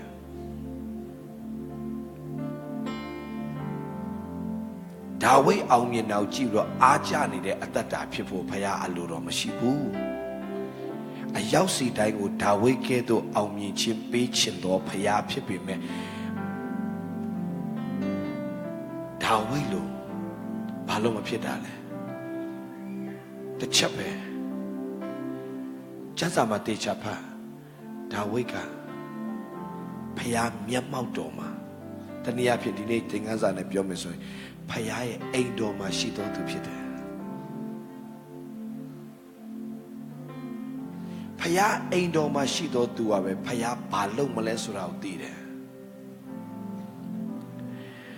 ဖခင်နဲ့ယဉ်နီးနေတဲ့သူကပဲဖခင်အိမ်တော်မှာနေတဲ့သူကပဲဖခင်နဲ့ယဉ်နီးတယ်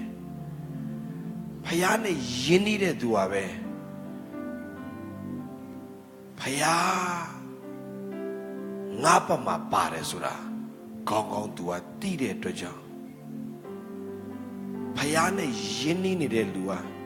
သူနင်းတဲ့မြေမှာအောင်မြင်မယ်ဆိုတာသူသိထားပြီးသားဖြစ်တယ်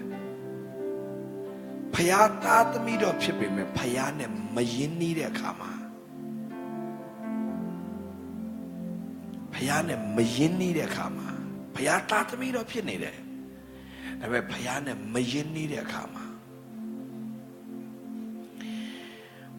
ဖခင်ဘလောက်ကြီးမြတ်လဲဆိုတာမသိဘူးကြီးမားတဲ့ဂေါလိယက်ကိုမြင်တဲ့အခါမှာကြောက်တယ်သူတို့မြင်တာကတတ်လုံးကဂေါလိယက်ကြီးမားခြင်းကိုပဲမြင်တတ်တယ်ဒါဝိဒ်ကဂေါလိယက်တဲ့ကြီးတဲ့ဖခင်ကိုမြင်တတ်တယ်အဲ့ဒါဒါဝိဒ်ရဲ့အောင်မြင်ခြင်းဖြစ်တယ်အောင်မြင်တဲ့သူဆိုတာကသူများနဲ့အမြင်သူများနဲ့အမြင်သူများနဲ့အမြင်မတူဘူးသူများမြင်တယ်လို့သူမမြင်ဘူး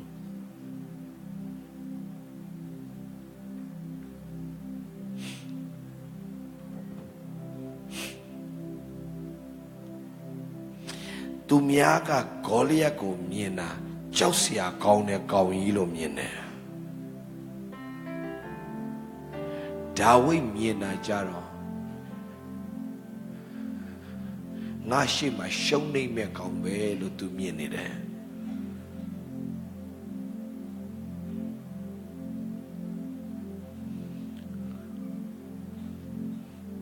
ဘာကြောင့်အမြင်မတူကြတာလဲဒါဝိဒ်လိုမျိုး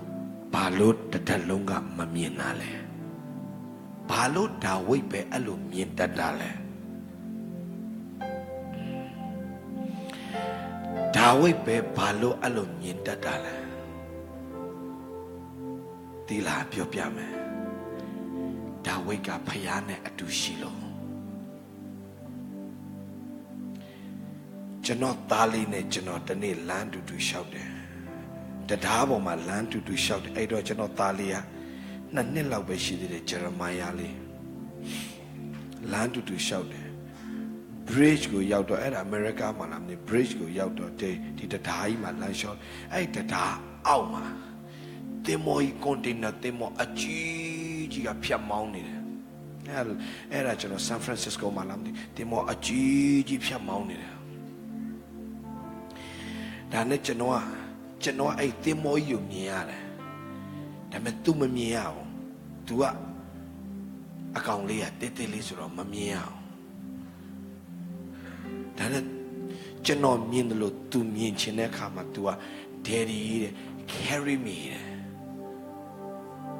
တားလို့တင်မောကြီးအရန်လှတယ်လို့ကြည်အပွားနဲ့ကြည်အရန်လှဒီလို तू ကဝင်လာ तू က container ship ကအရန်အားပြင်းတယ် तू မောင်းနေတာရေကအဲ့လိုဖြာထွက်လာအရန်လှတယ်တားရဲ့လှလိုက်တာလို့ပြောတယ် I cannot see it I want to see it can you carry me နဲ့ကျွန်တော်သူ့ကိုပွေးချီလဲကိုကျွန်တော်သူ့ကိုပွေးမချီမချင်းကျွန်တော်မြင်တယ်လို့သူမမြင်နိုင်ဘူး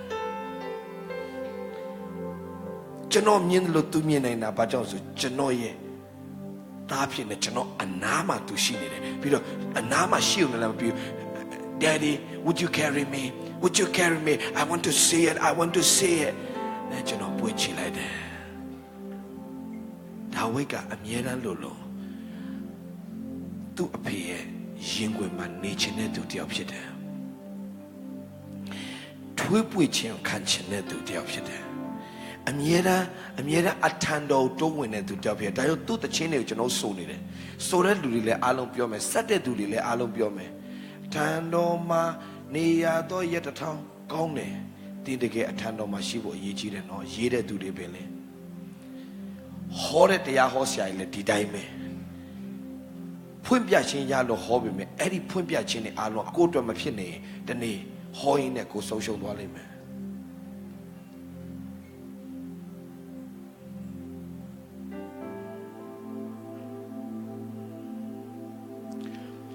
ပွေးချလိုက်တယ်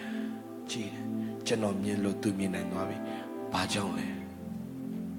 ကျွန်တော်မြင်လို့သူမြင်နိုင်သွားတာဘာကြောင့်လဲသူ့ရဲ့ level ကျွန်တော်ဆွဲတင်တဲ့ဖရား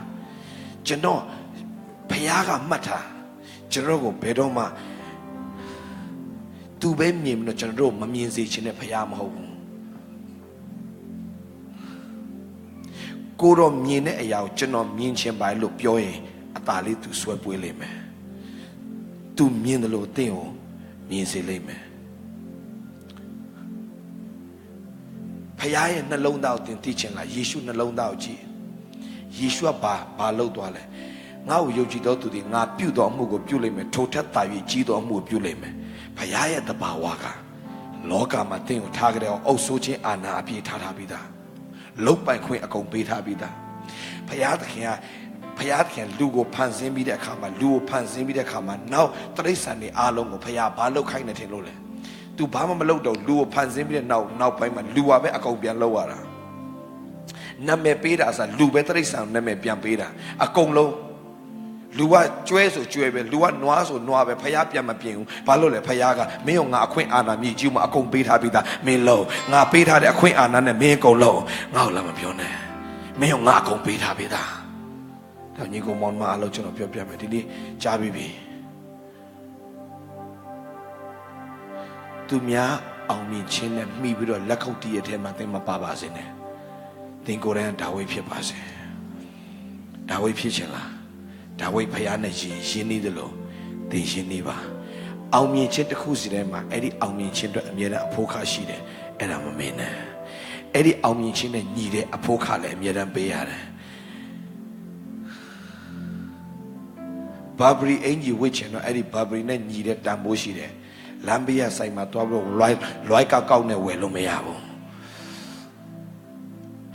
လွိုက်ကောက်ဆိုဒီနိုင်ငံမှာခက်စားတဲ့ဟာပြောတာ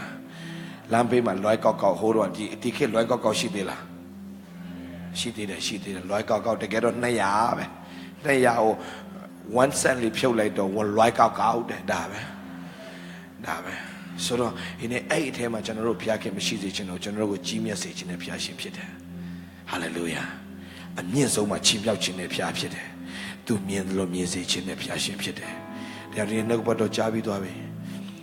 သူများအောင်မြင်တော့ကြည့်တော့ငါတို့လည်းအောင်မြင်မယ်သူများအောင်မြင်တယ်ဟုတ်တယ်သူတော်အောင်မြင်ခြင်းပေးတာငါ့ကိုလည်းအောင်မြင်ခြင်းပေးမယ်ဒါပေမဲ့သူ့ကိုအောင်မြင်ခြင်းပေးလို့ငါ့ကိုလည်းအောင်မြင်ခြင်းပေးမှန်တယ်ဒါဝိဒ်ကိုအောင်မြင်ခြင်းပေးလို့ငါ့ကိုလည်းအောင်မြင်ခြင်းပေးလိမ့်မယ်နောက်ဂေါလိယတယောက်လာငါတိုက်မယ်တေသွားမယ်ဘာကြောင့်လဲဂေါလိယမြင်တယ်လို့သူမြင်တတ်ဖို့သူနဲ့ဘုရားနဲ့ ယဉ်နီးထားသောတတ်တာဖြစ်ဖို့အရေးကြီးဒါဝိဒ်လို့သူဖခင်နဲ့ယဉ်နီးထားရင်ဒါဝိဒ်မြင်တယ်လို့သူမြင်တက်လာလိမ့်မယ်ဒါဝိဒ်မြင်လို့မြင်တက်သွားတဲ့နေ့မှာဒါဝိဒ်နိုင်တယ်လို့အောင်နိုင်ရတဲ့အခွင့်ကိုဘုရားခင်ပြင်ဆင်ပေးလိမ့်မယ်ဟာလေလုယာဟာလေလုယာဟာလေလုယာဟာလေလုယာဒါကြောင့်ဒါဝိဒ်ရဲ့အောင်မြင်ခြင်းကိုသင်တကယ်ရချင်တယ်ဆိုဒါဝိဒ်ယဉ်နီးတယ်လို့သင်ယဉ်နီးဖို့လိုတယ်ဒါဝိဒ်ယဉ်နီးတယ်လို့သင်ယဉ်နီးလိုက်ဒါဝိဒ်မြင်တယ်လို့သင်မြင်နိုင်တဲ့အခွင့်ဖြစ်လာလိမ့်မယ်သင်မြင်တာမှန်တာနဲ့သင်ရဲ့အသက်တာလည်းမှန်လိမ့်မယ်သင်ရဲ့အသက်တာကောင်းကြီးခံစားလိမ့်မယ်ဒါကြောင့်အာဗြဟံကိုဘုရားပြောတယ် as far as you can see I will bless you ဘုရားသခင်ဘာပဲလို့မြင်စေခြင်းနဲ့ဘုရားမြင်စေခြင်းနဲ့ဘုရားမြင်စေခြင်းနဲ့ဘုရားမြင်စေခြင်းနဲ့ဘုရားဟောလောတာနဲ့ခွာပြီးတဲ့ခါမှာအရှိအနောက်တောင်မြောက်ရက်ကိုမင်းမျှော်ကြည့်မြင်သမျှအရာအလုံးငါကောင်းကြီးပေးမယ်အဲ့ဒါမြေကြီးနဲ့ဆိုင်တဲ့ကောင်းကြီးနောက်တစ်ခေါက်ကျတော့ तू တဲထဲမှာနေတဲ့ချိန်မှာတဲပြင်ထွက်လိုက်တယ်မြေကြီးကိုမကြည့်ခိုင်းတော့အခုကအစတော့မြေကြီးကိုကြည့်ခိုင်းတယ်ကပောက်ချန်ခန်းကြီး73မှာကျတော့အရှိနောက်တောင်မြောက်ကိုမင်းမျှော်ကြည့်မင်းမြင်သမျှမြေအလုံးငါပေးမယ်လို့ပြောတယ်ဒါပေမဲ့တဲမှာတခါနေနေတဲ့အချိန်မှာဘုရားတဲထဲကနေမင်းထွက်ခဲ့တယ်ကောင်းကင်ကိုမော့ကြည့်တယ်ကျဲကိုရေတွက်နိုင်လားအဲ့ဒီကျဲကိုရေတွက်နိုင်အဲ့ကျဲအရွေရေတွက်တယ်ငါမင်းကိုကောင်းကြီးပေးမယ်အဲ့ဒါဘာလဲမြေကြီးနဲ့ဆိုင်တဲ့ကောင်းကြီးပဲဘုရားခင်ကောင်းကြီးပေးချင်တာမဟုတ်ကောင်းကင်နဲ့ဆိုင်တဲ့ကောင်းကြီးပါဘုရားသခင်ပြင်ဆင်ထားပြီးသားဖြစ်တယ်ဘုရားဖြစ်တယ်ဟာလေလုယာအဓိကဘာပဲတင်သွားလဲမြင်နိုင်လားမင်းမြင်နိုင်လားမြင်နိုင်သမျှငါအားလုံးကောင်းကြီးပေးမယ်မင်းငါ့ကိုဘယ်လိုမြင်လဲမင်းငါ့ကိုဘယ်လိုမြင်လဲဂေါလိယက်ထက်ကြီးတဲ့ဘုရားလို့မင်းမြင်ခေါ်လေကိုနိုင်ရတဲ့ခွင့်ငါမင်းကိုပြင်ဆင်ပေးမှဖြစ်တယ်မင်းကငါ့ကိုကျမ်းမာရေးပေးနိုင်လို့တဲ့ဘုရားပဲယုံရင်မင်းကြွယ်ဝခြင်းမင်းမယုံသေးဘူးဘုရားသခင်အရာခတ်သိမ်းကိုတတ်နိုင်တဲ့ဘုရားအရာခတ်သိမ်းကိုမာစနိုင်တဲ့ဘုရားအဖဖကနေတတ်နိုင်လို့သင်ယုံကြည်ဒီနေ့ခရိယန်တွေကကယ်တင်ခြင်းလောက်ပဲယုံတာကျမ်းမာခြင်းမယုံနိုင်တဲ့အတွက်ကြောင့်ခရိယန်တွေကယ်တင်ခြင်းရတဲ့ခရိယန်တွေဘာမှကျမ်းမာခြင်းမတွေ့ရဘူးပြောတော့ခရိယန်တွေကဘုရားသားသမီးဘုရားသားသမီးကျမ်းမာခြင်းပေးတာမယုံနိုင်ဘူးဘုရားကယ်တင်ခြင်းထဲမှာဘာရှိလဲသိလားညီကိုမောင်နှမတို့ဝိညာဉ်လွတ်မြောက်ဖို့ပဲကယ်တင်ခြင်းပေးတာမဟုတ်ဘူးခန္ဓာစိတ်ဝိညာဉ်သုံးပါးစလုံးကိုပေးတော့ကယ်တင်ခြင်းဘယ်လိုရယူမလဲဝိညာဉ်လွတ်မြောက်ဖို့သင်ပါနဲ့ရယူလဲယုံကြည်ခြင်းဒါဆိုရင်ကျမ်းမာဖို့လဲကြွယ်ဝဖို့လဲအဲ့ဒါကပေးထားပြီးသားလားဖေ။ပေးထားပြီးသားလား။ပေးထားပြီးသားလား။တင်ရပြီလား။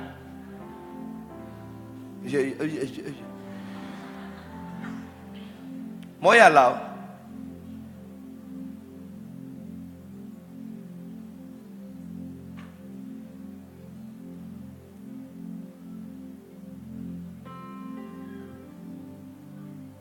တူလာလားတူလာလား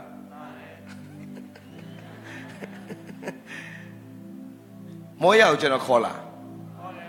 ခေါ်လာခေါ်တော့သူကြားလာလာလာအေးခေါ်ခြင်းနဲ့လာခြင်းမတူဘူးခေါ်တော်ညာလဲခေါ်တန်ကိုမကြားတတ်ရင် तू အဲ့နားမှာပဲနေဦးမယ်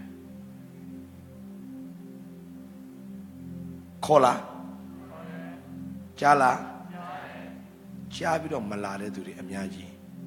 ရှိတယ်ခေါ်တန်ကိုမကြားတဲ့သူတော့ရှိတယ်ကြားပြီးတော့မလာတဲ့သူလည်းအများကြီးရှိတယ်ခေါ်လာခေါ်တော့လာတော့ဆရာနာကိုရောက်လာနီနီနာနာလာဘာမှမလုပ်ဘူးဆရာရောက်လာတွေ့လားဖခင်ကမခေါ်ဘူးလားလူတိုင်းကိုအေးဒါပေမဲ့ကြားတတ်တော်သူကပဲအနာကိုရောက်အောင်လာတယ်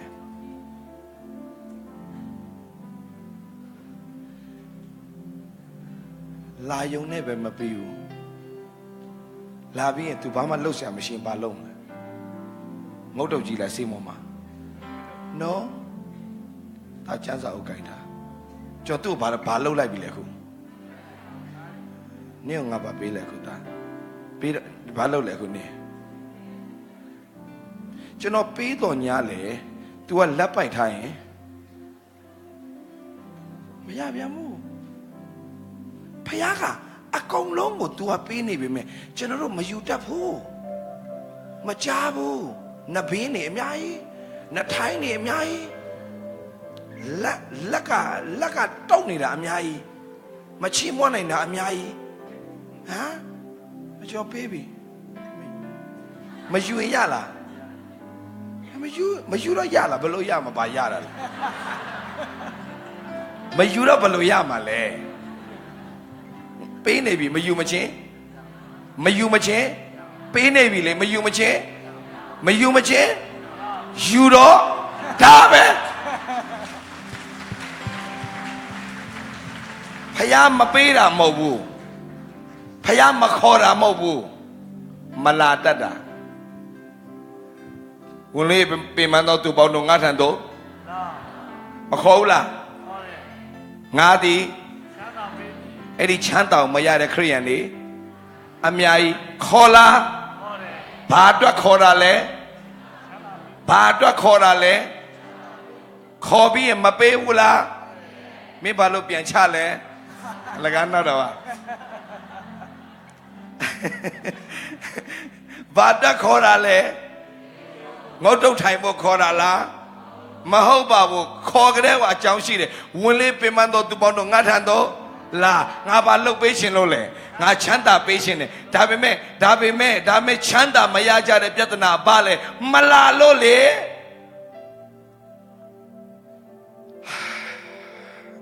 biến toa lại ta lẽ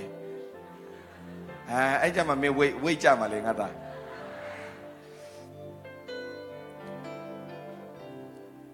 em mà bên này mất tất cả liền ta, mẹ ông ngắt đi anh này pay này đấy, mẹ anh mà bên xí đấy, mẹ lại yêu lo ya là, yêu bao ta, chú có sao rồi yêu bao ta, không ai yêu lo mèo, mẹ bà pion là cũng xài, chứ nào pay bà pion chứ nào pay bà xài. Pay bà ngài lấy pay này để lấy cho lấy, ni yêu lấy.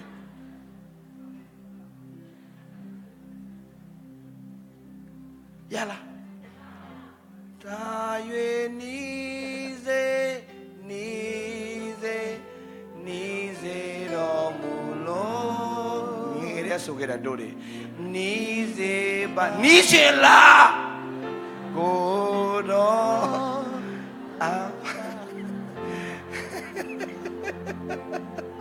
Hậu là nghe ra đôi để phía cho mà ta yue ni ai anh ni ze ole hả ni ze bà bao o ni là ta ni che bà lâu à lẽ là lẽ phải anh ni che phía thang một đâu bao đâu vậy em nè hôm nay này biến toa ta đâu vậy mà lâu biểu đấy khám mà bao lâu ta mà thay này easy thay relax ta chế đâu mà chạy thả lại ta lên ta mi thả lại ta lên mi ta relax ta yue ni mày à bu computer xem mà thay mà ta yue mày à bu ni ze mày à bu ni ze ma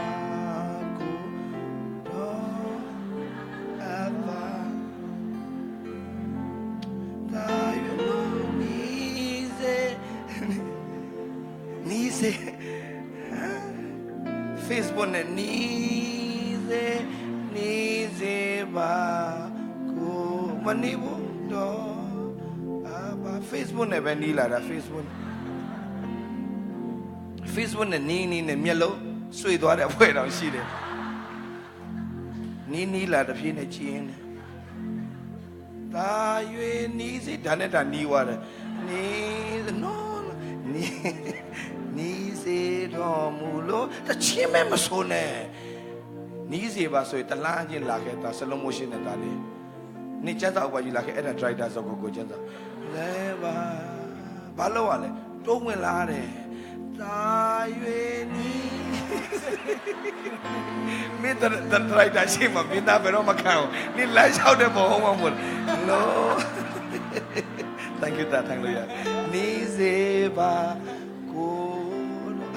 တချင်ဆုံးနဲ့မရအောင်ဘာလို့လဲနီးချင်ဘာလို့ရလဲ you have to step out from your comfort zone တင်တမကိုလှုပ်ချင်တာလှုပ်နေတဲ့အတ္တတာနဲ့တင်ထွက်လာခဲ့တင်လှုပ်ချင်တဲ့အတ္တတာတင်လေးချင်းလို့နေနေတဲ့အတ္တတာစီကမဲ့ထားချင်တဲ့အချိန်ထားကျန်းစာဖတ်ချင်ဖတ်မဖတ်ချင်နေပြင်းမှာဒုက္ခရောက်မှာထားဖတ်အစင်မပြင်းမထားဖတ်အစင်ပြင်းရင်ကျန်းစာအကိုကြောင်ထိုးထား no ပြီးတော့မှတချင်းအပတ်တိုင်းလာဆိုတာ၍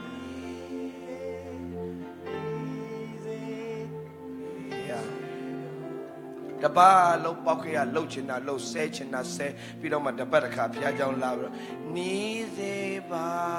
ကိုတော့သူနဲ့အတူတူနေတဲ့အခန်းဖွာ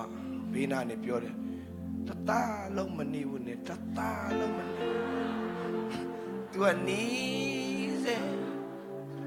တသားလုံးနဲ့မနေဘူးနဲ့မှတ်ထားဘေးနားနဲ့အခန်းဖွာနင့်เจ้าငါတိတယ်ဘယ်တော့မှနေမနေဘူး तू ကပြန်ပြောတယ်ငါ့ကိုအဲ့လိုမပြောနဲ့စာတန်နဲ့အမေ तू ကလှုပ်တယ်မနေဘူးကိုမောင်မနီးချင်ပါလို့ခေါ်ရင်ပါလို့ရလဲလာရတယ်လာပြီးရင်ပါလို့ဝင်လေးပဲငါထံတို့လာငါဒီချမ်းသာပေးမယ်လို့ပြောရင်တင်းရဲ့အတ္တတာတဲ့တင်း comfort zone ကနေထွက်ခဲ့တင်းရဲ့အရှင်ပြေနေတဲ့ဘဝတင်းလောကထဲမှာနေချင်းလို့နေလှုပ်ချင်းလို့လှုပ်ပြီးတော့ကျဉ်နှံ့နေတဲ့ဘဝနေလာခဲ့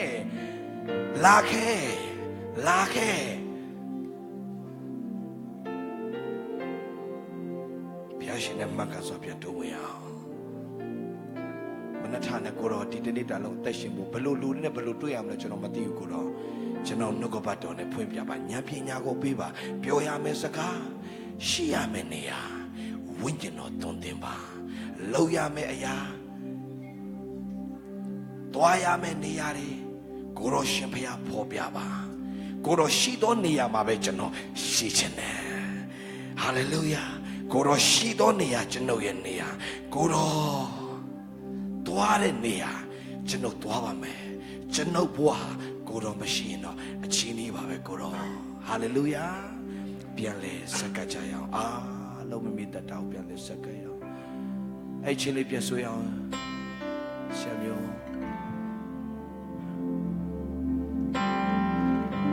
ဒီစနေမှာကိုယ်ွယ်ချင်းနဲ့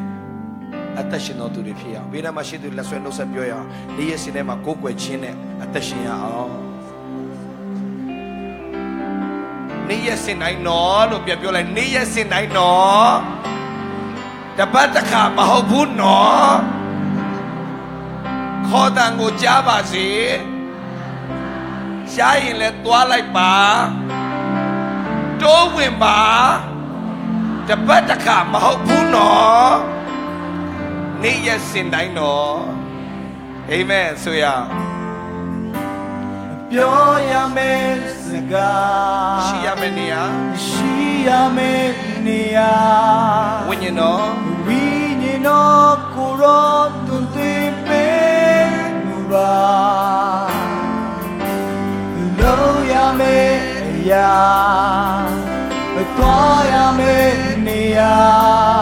ဝိညာဉ်တော်ကိုရောသူတင်ပေးမှုပါဆိုရကိုရောရှိသောနေရာကျွန်တော်ရဲ့နေရာကိုရောရှင်သွားမယ့်နေရာကျွန်တော်သွားပြီအားလုံးစကားရောက်ကျွန်တော်သွားမှာကိုရောရှိရှေ့ဆက်လို့မရနိုင်ပါဒီကတိုင်း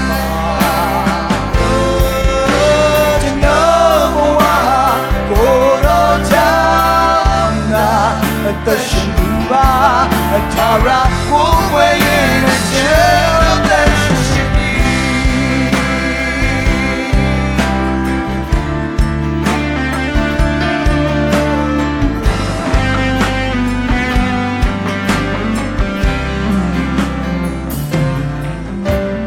ပြောရမယ့်စကား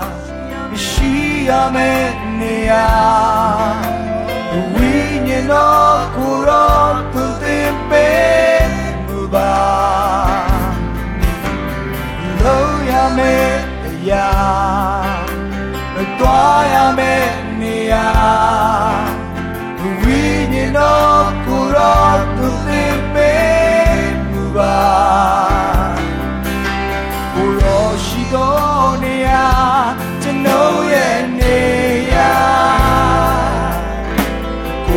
ရှင်သွားမယ်နေရကျွန်တော်သွားပြီအားလုံးချင်းမွေးအောင်ကျွန်တော်ဘဝမှာကိုယ်တော်မရှိရှေ့ဆက်လို့မရနိုင်ပါနေရတိုင်းမှာကျွန်တော်ဘဝမှာကိုယ်တော်ကြောင့်နာအသက်ရှင်သူပါအထာရကိုယ်ဝဲရင်နဲ့ကျွန်တော်သက်ရှင်ကျွန်တော်ဘဝမှာကိုယ်တော်မရှိရှေ့ဆက်လို့မရနိုင်ပါနေရတိုင်းမှာကျွန်တော်ဘဝကိုယ်တော်ကြောင့်နာအသက်ရှင်သူပါအထာရကိုယ်ဝဲရင်နဲ့ကျွန်တော်သက်ရှင်ကျွန်တော်ဘဝမှာကိုယ်တော်မရှိရှေ့ဆက်လို့မရနိုင်ပါနေရတိုင်းမှာကျွန်တော်ဘဝ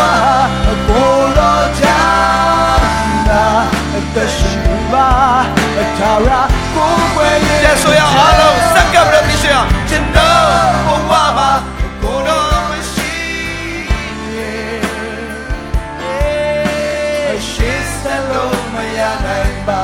နေရတိုင်းမှာကျွန်တော်ဘဝကိုယ်တော်ကြောင့်နာအသက်ရှင်ပါအထာရကိုယ်ဝဲရင်နောက်ဆုံးကကျွန်တော်ဘဝကိုယ်တော်မရှိရှေ့ဆက်လို့မရနိုင်ပါနေရတိုင်းမှာကျွန်တော်ဘဝကိုယ်တော်ကြောင့်နာအသက်ရှင်ပါအထာရကိုယ်ဝဲရင်ကျွန်တော်သက်ရှင်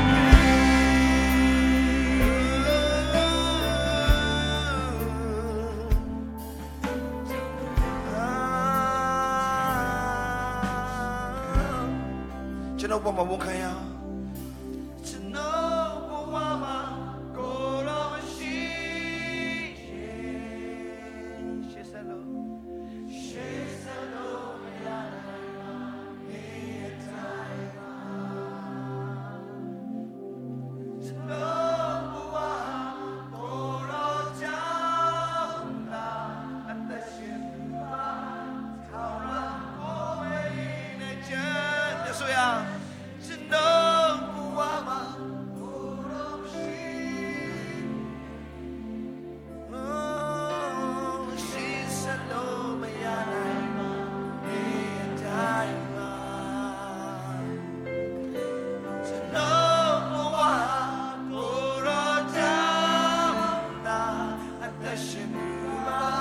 ထာဝရကိုယ်ဝဲရင်နဲ့ကျွန်တော်သက်ရှင်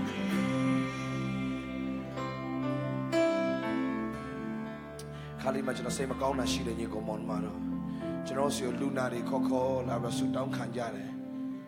ကျွန်တော်လည်းဆူတောင်းပေးပါတယ်ဒါပေမဲ့ကျွန်တော်ဆူတောင်းနေတဲ့ခါလေးအရင်စိတ်မကောင်းဖြစ်တာရှိတယ်ဒါရှင်ထဲမှာရှိတိုင်းပြောပြစေသူတို့လည်းဘုရားသားသမီးပဲဘာဖြစ်လို့ငါတို့စီကိုလာနေရတာလဲကျွန်တော်အရင်တနာဝါဒရှိတယ်ကျွန်တော်တို့သူတို့ကဟီလာလို့ထင်တယ်ကျွန်တော်တို့တကယ်အနာရောဂါငြိမ့်နေသူလို့သူတို့ထင်တယ်အနာရောဂါငြိမ့်စေတာဘုရားအနာရောဂါငြိမ့်စေတာဘုရားသူတို့မှလည်းပဲကျွန်တော်တို့အခွင့်အာဏာရှိတာပဲကျွန်တော်တို့ကြီးပဲ special မဟုတ်ဘူး you are special too we're just not a ကျွန်တော်တို့ကပဲ special မဟုတ်ဘူးကိုယ်တိုင်ကိုတီးကျွန်တော်တို့ပဲဖြောင်းမတော်သူတွေမဟုတ်ဘူးတင်တို့လည်းဖြောင်းမတော်သူတွေကျွန်တော်ရတဲ့အခွင့်အရေးတန်းတူညီတူပဲ hallelujah ယေရှုခရစ်တော်ကကျွန်တော်တို့အတွက်ပဲကွက်ပြီးတော့မှအသေးခံနေဆိုရင်တော့လာတနာပြီးတော့ဆူတောင်းပေးမယ် we are special no ကျွန်တော်တို့ပဲ special မဟုတ် you are special too ကျွန်တော်ပြောမယ်ညီကိုဆရာစားမချမ်းပဲပြောမယ်ဟိုခေတ်ကာလတွေတော်များများလူတွေဆရာစားချမ်းတယ်သူတို့စီလာမအနာရောဂါပျောက်မယ်ဆိုတဲ့ပုံစံမျိုးတွေလုပ်တယ် no ခရိယန်ချင်းဆူတောင်းပေးရတာတော့ကျွန်တော်ဖီးမလာဘူးကွာဟိုကဖယားမသိလို့ကွာဖယားမသိလို့ဖယားကိုမကိုးကွယ်သေးလို့ဖယားသူတို့မှာအခွင့်အရေးဘာမှမရှိလို့မသိသေးလို့ဆူတောင်းပေးရတာကျွန်တော်လက်ခံတယ်ကွာဖယားကိုသိတဲ့လူချင်းကိုလည်းဖယားကိုခေါ်လို့ရတယ်သူလည်းဖယားကိုခေါ်လို့ရတယ်သူ့ရဲ့ဖေလည်းဒါပဲကျွန်တော်ဖေလည်းသူပဲသူ့ဖေလည်းသူပဲကျွန်တော်ဖေလည်းသူပဲအခွင့်အရေးရတာလည်းအတူတူပဲဖယားမျက်နှာကိုမလိုက်ဘူးကျွန်တော်ခရိယန်တွေထဲမှာအခုနည်းနည်းဖြစ်နေတာဖယားမျက်နှာလိုက်လို့ဖြစ်နေတယ်မျက်နှာမလိုက်ဘူးဘုရားသခင်ကိုးကွယ်တက်လာတဲ့သူကိုလူဖြူလည်းသုံးတယ်လူမဲကိုလည်းသုံးတယ်ဒီလိုညိုချောလည်း sorry သုံးတယ်ဘုရားလူတိုင်းကိုသုံးတယ်ဘုရားမျက်နှာမလိုက်ဘူးဘေးနားမှာရှိတယ်ပြောလိုက်ဟေးမျက်နှာမလိုက်ဘူးဘုရားဟာလေလုယာဟာလေလုယာထောင်းမောင်းဆရာကြီးတွေလည်းသုံးတယ်လို့ကျွန်တော်တို့ international site ကိုလည်းသုံးတယ်ဖျားချင်းဖြစ်ဟာလေလုယာဟာလေလုယာ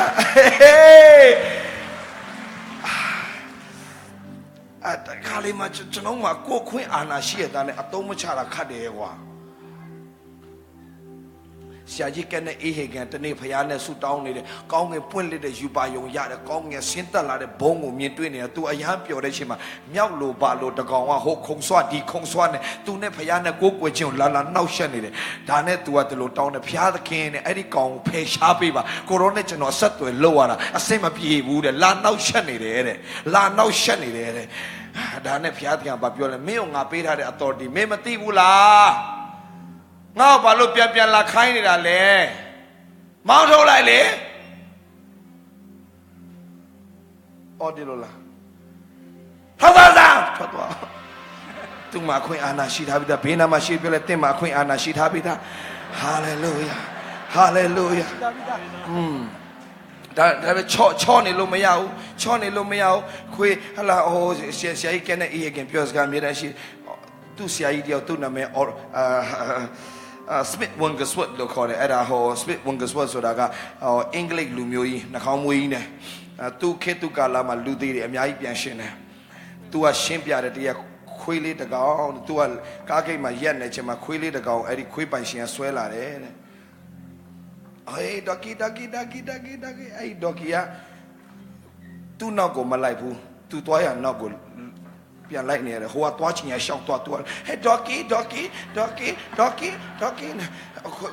ခွေးနောက်ပဲသူလိုက်နေရတယ်ပိုင်ရှင်ဖြစ်ပြီးတော့ခွေးနောက်ပဲလိုက်နေဒါသူရှောက်သွားနေတယ်ဘတ်စကားလာပြီဘတ်စကားလာချင်မှာအော်ဒေါကီ the bus is coming Doki come Doki Doki ကီမဆိုင်ရှောက်သွားရင်သူရှောက်ဒါပေမဲ့ဘတ်စကားရောက်လဲတက်ရတယ်မဲ့တကားဖွင့်နေပြီဘယ်မရောက်လာသေးတော့အဲ့ဒီချိန်မှာပိုင်ရှင်ဟာသူပိုင်ရှင်လေဒါနဲ့ Doki I said come အဲ့ဒီချိန်ကျမှအမိယာထဲပြန်ဝင်တော့အင်းဆိုပြန်လိုက်လာဒီနေ့ကျွန်တော်တို့စာတန်ကို Doki လောက်ရှာမလို့ကျွန်တော်အမိတ်ပေးဖို့ရေးချင်တယ် Get down in Jesus name ဘာလဲဒီနေ့ခရိယန်နဲ့ Okay Doki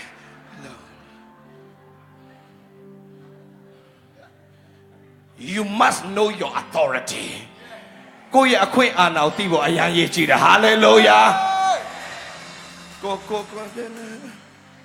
No. You must know your authority and use it. Hallelujah. Ina yoga win la bi ba lom le. Pyo.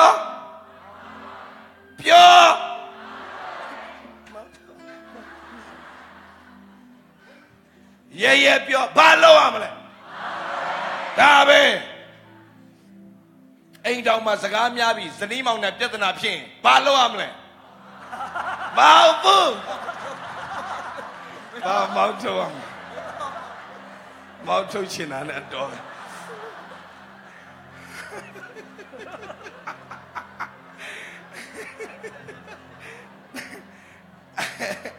မဟုတ်ဘူးအဲ့ဒီပြဿနာဖြစ်စေတဲ့ဝိညာဉ်စိုးကိုမောက်ထုတ်အဲ့လိုလို့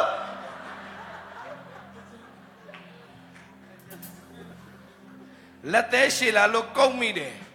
အဲ့ဒီလက်သေးကိုစိတ်နာနာနဲ့လက်တစ်ချောင်းလုံးဖျက်เสีย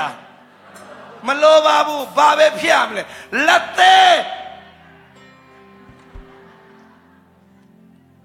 အိမ်တော်တစ်ခုလုံးပျက်စီးစရာအကြောင်းမရှိဘူးနောက်ဆက်တဲ့ဝိညာဉ်စိုးမောင်းထုတ်လိုက်အာမင်ခတ်ဒီနဲ့ဘာလို့မလဲမကိုဖျားပေးထားတဲ့အခွင့်အာဏာကိုသိဖို့လိုတယ်အာမင်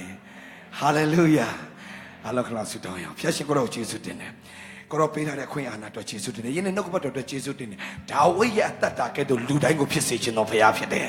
ဟာလေလုယာဖျားမျက်နှာလိုက်တဲ့ဖျားမဟုတ်ဘူးဒါပေမဲ့ကိုတော်နဲ့အရင်နေတဲ့လူနဲ့ကိုတော်အလုံးလုံးတဲ့ဖျားဖြစ်တယ်ကိုတော်နဲ့တိကျွမ်းတဲ့သူနဲ့ကိုတော်ကအလုံးလုံးတဲ့ဖျားရှင်ဖြစ်တယ်ကိုတော်ကတိကျွမ်းကိုတော်နဲ့တိကျွမ်းသောသူနဲ့ပဲကိုတော်အောင်မြင်ခြင်းကိုပေးသွားတဲ့ဖျားရှင်ဖြစ်တယ်အောင်မြင်ခြင်းရတဲ့မကျေနပ်နေသောသူမပဲအောင်မြင်သူဖြစ်နေဖို့ကိုတော်ဆက်လက်မဆာကောင်းချီးပေးပါမည်အကြောင်းရောက်ရှိတဲ့အသက်တော်လက်တော်ထဲမှာအနန္တနဲ့ကိုဖျားပေးထားတဲ့အခွင့်အာဏာတကိုးကိုသိပြီးတော့အကောင်းဆုံးလှုပ်ဆောင်တတ်သောသွာလာတတ်သောဝန်ခံတတ်သောအတ္တတာအတီးတီးဖြစ်စေဖို့ဆက်လက်ကောင်းချီးပေးပါမည်အကြောင်းသခင်ယေရှုနာမနဲ့ဆုတောင်းဆက်ကအနန္တမှာဖာမဆောတော်ဖျားအာမင်ရောက်ရှိတဲ့ဖျားကောင်းချီးပေးပါစေ7 minute break